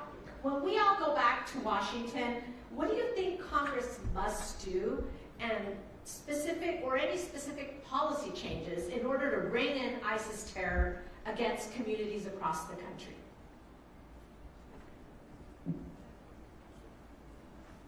There's time. Okay. Freeze the funding for the Department of Homeland Security. Bring to justice Agent Ross. Yes. And meet with There's a Path, truly work on comprehensive immigration reform. Right. I think this is a moment right now that Congress needs to act. And as you all have said, this is not about left or right. This is about the Constitution of the United States of America. And you are sent by your districts to uphold the Constitution. And the Constitution is being ripped by this administration. Thank you to all of you for your important work in trying to help and protect those who are the most vulnerable. I have learned a lot from this visit and from this hearing. I'm inspired by your coordinated resistance and looking forward to going back to Los Angeles and sharing what I've learned here in Minnesota. Thank you, and I yield back. Thank you, Representative Rivas. I now recognize Representative Latifah Simon from California for 4 minutes. Thank you so much. Thank you to our chairs who brought us all together here. Thank you to the witnesses. The The reality is that this moment demands that we acknowledge, like has been said before, the long lineage of federal power exercised without guardrails. It's important on this weekend and every day moving forward that we acknowledge the history that Trump alludes when he says he's going to make this country great again. A return to a time when blatant displays of outright bigotry and racism and state-sanctioned violence went unchecked. We are very clear that the residents of this here city are checking that unchecked violence. And we are so proud as a nation and so inspired that you resemble so clearly the young people, multiracial young people who stood up to a horrific government where they stuck hoses on young people, hoses so strong that those hoses could tear the skin off the protesters. Today, on the weekend of Martin Luther King's birthday, we were reminded that that struggle never ended through your work here. Dr. King not only fought segregation, but economic exploitation and militarism and the abuse of government power. Accountability can't end, and we know it should not, must not end with this hearing or the next news cycle. Instead of going on much further, I want to continue to give so much love to Ms. Good's family. My daughter lost her father at a very young age, and I know what it means for children to grow up without their parents. The horrors of what this state, meaning our executive branch, have called justice. The horrors. One of the things that I think is extremely important for me to convey here as someone who is Muslim, and this is our holy day, it is Jummah, is to acknowledge that the Trump administration has waged an all-out war on Muslims in this country. And Mr. Hussein, you talked a lot about this amazing community, the Somali community, and given it's our holy day, it was also mentioned that mosques and other places of worship and faith are under attack. Why don't you give you the last minute that I have to give us more color on what's happening in the communities that you represent. Thank you. Thank you. And I just want to echo your point. We love this state. We love the people of the state. And I personally believe on this day that God has chosen Minnesota after the murder of George Floyd to bear that burden. And once again, we are asked to bear the burden of standing up for this nation. And I don't believe that's an accident. I believe there's incredible goodness in this great state. And Renee Good is part of that. But we are called in this moment to come together, and Minnesotans, all walks of life are coming together. In this moment, we are displaying hope and love in the midst of hate and fear. And I will tell you, I have seen people in the midst of fear, but at the same time seeing their neighbors, checking in on them. I have seen young people rise up, walk out of their high schools, standing up for each other. I will tell you, this moment is the moment, as my colleague just mentioned, for the first time in this country, we are going to fix the immigration problem. For the first time in this country, we're going to make every person be dignified because of God giving them that dignity. So I will tell you, my community is extremely resilient. They are young and capable, and I'm incredibly impressed. But this moment, the love of Minnesota and the incredible Norwegians, and we're a little passive aggressive, and we say oops and all those kind of things. But if you put us in a corner, that's right, we'll take care of each other. Minnesota's going to show us the way. Thank you so much. Showing us the way. Thank you. So beautifully said. Thank you, Representative Simon. I'd now like to recognize Representative Walkinshaw from Virginia for 5 minutes. 4 minutes, excuse me, 4 minutes. Our typical is 5 minutes, but it's 4 minutes. Thank you. That's going to be hard to follow. But thank you, Ranking Member Jayapal and the Minnesota delegation. This is my first visit to Minnesota. I hope my next visit will be under better circumstances. And I want to thank our witnesses and the community members here and across Minnesota who have been doing their patriotic duty as Americans to stand up to this administration. Yes. My constituents, the folks I represent in Virginia and the Minnesotans that I talk to, want secure borders. They want our immigration laws, all of our laws, to be enforced, but they want it done fairly, humanely, and in a way that's consistent with our values as Americans. They don't want masked, secret police. They don't want disappearances. They don't want peaceful protesters shackled and pregnant women dragged through the street. They don't want guns pulled on children. And they don't want unarmed mothers shot and killed in their cars. It's clear to me, based on what I've heard today, that what is happening here in Minnesota is not about immigration enforcement. It is not about corruption. It sure as hell is not about public safety. It's about political retribution, power, and intimidation. And that's why Congress must step up and rein in this mass deportation, mass destruction machine that Trump has assembled. And because we know the Trump administration and Secretary Noem won't hold anyone accountable, we have to be crystal clear today that House Democrats will hold people accountable. We will hold people accountable for the laws that have been broken, for the rights that have been violated. And I want to talk directly to Speaker Johnson if he's taking a break from doing Donald Trump's bidding. Speaker Johnson, if you bring next week to the floor of the House a Department of Homeland Security funding bill that doesn't end these abuses, you can pass it without my vote. Chief McCarthy, you've gotten a lot of questions about training. I'm going to ask another one. You went through the timeline of someone who wants to become a member of your police department. I was adding up all of the requirements. It sounded like years before you would have that officer on their own, serving, patrolling in your community. We know that ICE is sending folks out with 6 to 8 weeks of training. From your perspective, your decades of experience, what could go wrong if you put an officer out on the streets in your community with just 6 to 8 weeks of training? Thank you for that question. And I think we're seeing it.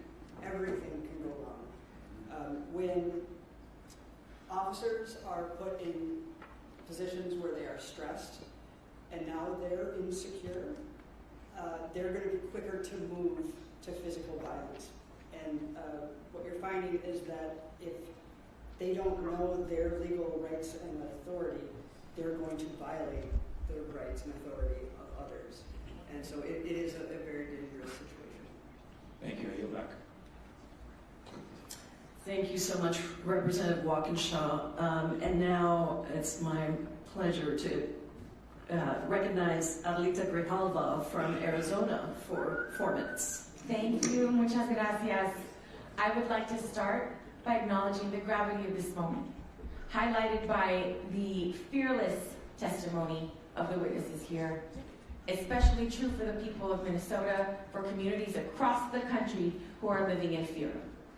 This city is mourning the loss of one of its community members, Renee Nicole Good. 3 children are now mourning the loss of their mother because a federal agent shot and killed her at point-blank range. And what has the federal response been? Calls for a transparent, accountable investigation? No. We're watching federally controlled probes shut out state and local authorities offering zero transparency. Are we seeing a calm commander-in-chief urging de-escalation and peaceful protest? No. We're seeing blatant intimidation and threats to invoke the Insurrection Act. Do we even hear the faintest acknowledgement that maybe, just maybe, something went wrong here? No. Instead, we see Secretary Noem distort the facts, gaslight the American public, and try to make us not believe what we can see with our own eyes. Let's be clear. Renee Nicole Good was murdered at the hands of ICE, a lawless agency that is promoting chaos and fear in our communities across the country. What is happening in Minnesota is unfortunately all too familiar for Arizonans. Arizona is no stranger to this fight. In 2010, the state passed the now Senate Bill SB 1070, the Show Me Your Papers, right? 1070 was one of the broadest, strictest laws of its kind and at the time, and it took effect and made Arizona a testing ground for racial profiling and cruel immigration policies, the very kind that we see implemented across the country today. I represent a district that shares 300 miles of the border with Mexico, where families live on both sides of the border, families have mixed status, and the presence of Border Patrol and immigration agents is a fact of our daily life. But the level of aggression we have seen since Trump took office is truly unprecedented. I witnessed this firsthand when federal agents raided a local restaurant in my district when I showed up to ask for more information to do my job of oversight, tried to de-escalate the situation. They indiscriminately sprayed chemical irritants on the crowd, which included myself and journalists documenting the scene. And then they spun it and gaslighted the community. And what we're seeing here in Minnesota and what I've seen in Arizona is part of that same pattern. It's a pattern of intimidation. Federal agents using force instead of restraint, intimidation instead of engagement, secrecy instead of transparency.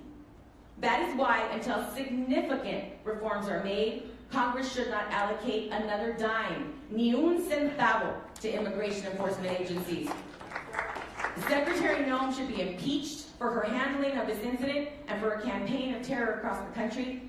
We need to make sure that federal law enforcement serves the people, la gente, not terrorize them. We need accountability, we need answers, and that is why we are all here today, to be here with you. I want to thank you for being here, and I do want to ask a question of Ms. Gonzalez Avalos. We've heard the stories of people afraid to go to work, to go to school, to go to the mail. After ICE killed a U.S. citizen here, how has fear spread through this immigrant and mixed status families, and what has this done to the trust in law enforcement? How has this affected their willingness to call the police, report crimes, or seek help when they need it? We have seen that across the board, immigrant communities are deeper in lockdown. They are not sending their children to school, regardless of their citizenship. They're not going to work, and their businesses are increasingly getting shut down. They are making the hard decision. We have also experienced, and we need more information about that, but we have also experienced systemic deployment of I-9 audits in ethnic corridors, in Latino, like ethnic business corridors in the metro and suburban areas. And people are afraid that by submitting something that is supposed to be simple regulatory practice could be weaponized, use it further that information to harm more families, even those that might have immigration status. We are hearing hospitals, people are not seeking care, critical care. People are not getting their medication or going to the pharmacy. And people who have made the decision that maybe their way out is going back to their birthplace are afraid to even buy an airplane ticket because they know that there's cooperation in the airports and in the border, even if they're trying to go to their birthplace where they are legible and they can be there lawfully. Thank you. La gente unida jamás será vencida. The people united will never be divided. Thank you for showing us the way. Thank you so much, Representative Grijalva, and I want to just thank all of the members who have been here, who have participated in this hearing for making this a priority. And I'm going to move to closing statements. I recognize Representative Omar for her closing statement. I join Representative Jayapal in thanking my colleagues for joining us today. Grateful to the state and local electeds who testified, to our incredible second panel who have spoken to the brutality that they have experienced. It is clear that our Republican colleagues are not here because they were comfortable in taking money from that would be allocated for food stamps. They were comfortable in taking money that would be allocated for housing, and they were certainly comfortable in taking money that would be allocated in addressing health care to try to fund what is now providing the resources for the occupation that we are experiencing here in Minnesota. $175 billion that could have been provided for so many of our vulnerable communities now being utilized to create detention cells for Americans by ICE and Border Patrol. By shooting an American citizen, a mother, in the face, not once, but twice, but 3 times. By dragging a pregnant U.S. citizen on the floor for everyone to watch. And as Representative Aaron Cagle just sent me, is staging 4 ICE trucks in front of Spring Lake High School as kids are being let out for their lunch break. Our Republican colleagues are not saying anything because they are comfortable for people to be terrorized in St. Cloud, Minnesota, where they represent, in Wilmer, Minnesota, where they represent, in Mankato, Minnesota, where they represent. And we've seen what's been happening in Rochester and in Rosemount. This is not just an occupation that is terrorizing people in Minnesota that live in Minneapolis and St. Paul, which they are comfortable with when the president says he's coming for retribution because they think it's Democrats who voted against the president that he's coming after. But it is all of Minnesota. When my constituents call for help, we don't ask them who they voted for, because that is what it means to be an elected U.S. representative. So it is appalling for our colleagues on the other side of the aisle to be okay for the president to carry out retribution here in Minnesota. It is appalling for our Republican colleagues to be okay for there to be cell detations in ICE for American citizens. It is appalling for them to be okay for there to be checkpoints in American cities where people are asked for their papers. And it is appalling for Americans to have to carry their citizen papers only to be told they are not sure if those papers are correct. I don't want to curse, but those of us who escaped places like that, the one place where we thought we would never experience this is the U.S. goddamn States. And we should all be ashamed that it is the United States that is allowing for this to take place, and it is being forecasted and broadcasted to the rest of the world, where people are calling and saying, are you sure? This is America. I am ashamed. And we must do everything that we can to bring back the America we all escaped into.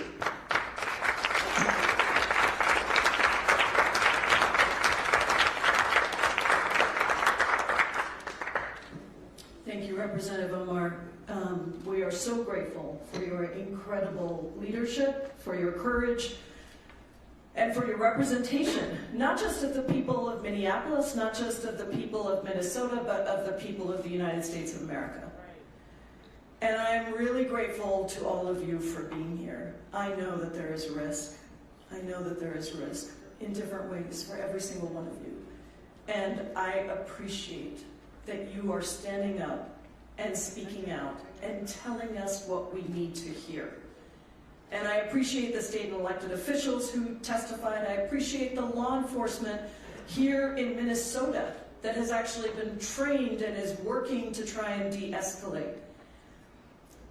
And most of all, I appreciate the people of Minnesota. I've been a community organizer my whole life. That's what I did for 20 years before coming to Congress. The only reason I came to Congress was because I wanted to reform the immigration system. And because I believe that we can organize on the inside, just like we can on the outside. And one of the things we know as community organizers is that courage comes in times of fear. Courage is acting despite your fear. And also that strength comes in times of crisis. And what I have seen, not just here in Minnesota, but in Illinois, in every state that I've been to across the country, is that people are bringing forward that courage. They are bringing it forward with the whistles, they are bringing it forward with the training, they are bringing it forward with the nonviolent protest, they are bringing it forward with the very fact that they will speak out and refuse to be silenced. Look, when I started these hearings, we're not in the majority. We will be. We will be soon. We will be in the majority. Not a single Democrat voted for that $170 billion of funding in the big bad betrayal bill. That was a betrayal on so many levels. Not a single Democrat voted for that. But I do want to say that when we have the gavels back, we have to take this on, because this has been an ongoing escalation of funding to ICE, to Border Patrol, without any accountability. Detention soaring, incarceration of immigrants in the United States of America now at 56,000 people a night being incarcerated. The entire spending for the Bureau of Prisons is dwarfed by the amount of spending that we are putting into incarcerating immigrants in a system that is a civil system. Now, I get mocked all the time by Republicans when I try to say this. Immigration is a civil system, not a criminal system. That is why people are not given attorneys. They're not given the right to counsel, because it is a civil system. The detention system is not punitive. It is not supposed to be punitive, excuse me. It is being used punitively. And so we have put together on the subcommittee a list of accountability measures. What does it look like to have real accountability? Ms. Gonzalez-Avalos, Mr. Hussein, you talked about some of this. Mr. Mayo, you certainly know and have spoken about this. You need a warrant, a judicial warrant to conduct an arrest. You must prosecute officers within ICE and CBP who violate people's constitutional rights. You must share information on those investigations with state and local law enforcement who are part of those investigations. No masks. Let me tell you, they say they need masks to protect these ICE agents. When they arrest gang members, they don't wear masks. You cannot be in our communities unidentified and with masks. There's a whole list of things because the list of abuses is so strong. And what I want to tell you is that without those, I will not fund a single cent to ICE and CBP, and I think most of the people on this dais, if not all, as well as many others that are not here, feel the same way. Because we do have the power of the purse. And yes, we are in the minority. By the way, you need 60 votes in the Senate. That means you have to have Democrats in the Senate to pass these things. When we started doing these hearings last summer, it was because Republicans refuse to hold any accountability hearings. The only hearings we have on the Immigration Subcommittee, as my colleagues who are on that subcommittee know, are all about lies. Lies about immigrants, lies about terrorists, lies about fraud, lies about whatever you can imagine. And the reality is 70% of the people that they've detained, kidnapped, disappeared have zero criminal history. And the 30% that remain are tiny parking infractions, misdemeanors. Those are the things that they're kidnapping and disappearing people for. And when we started, so we decided we would just hold these hearings. If they won't do it, we can. These are not shadow hearings. I'm not calling them that anymore. I'm calling them hearings. These are hearings with real witnesses and real members of Congress who are listening to that testimony. And not that many people came in the beginning, to be honest, and we've had trouble getting some of them covered. But the last one that we did in Illinois had 19 members from all over the country. The last one we did in DC had 26 members, all Democrats. And this one is the most, 28 members of Congress from 18 states around the country who are here to listen to you. So I just want to say to all of you, you are not alone. What we are seeing is horrific, and it is happening in other places as well. And it will continue to happen in other places. So if you are watching this and you think this is never going to happen to you, that you're not going to have somebody pulled out of a car, tear gassed in a car simply for following an ICE vehicle, if you think that somebody is not going to be shot on your street, a mother, a daughter, a sister, a brother is not going to be shot on your street by an ICE officer, this can happen to you.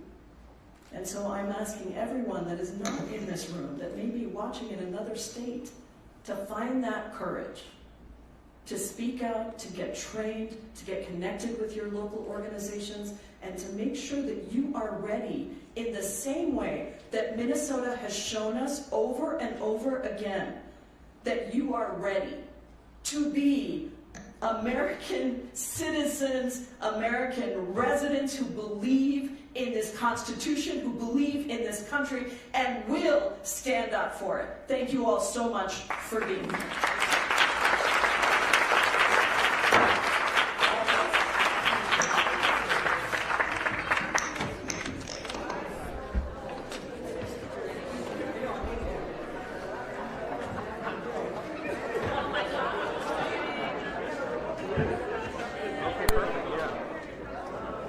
How much time do I have? Am I good, right? You both right after.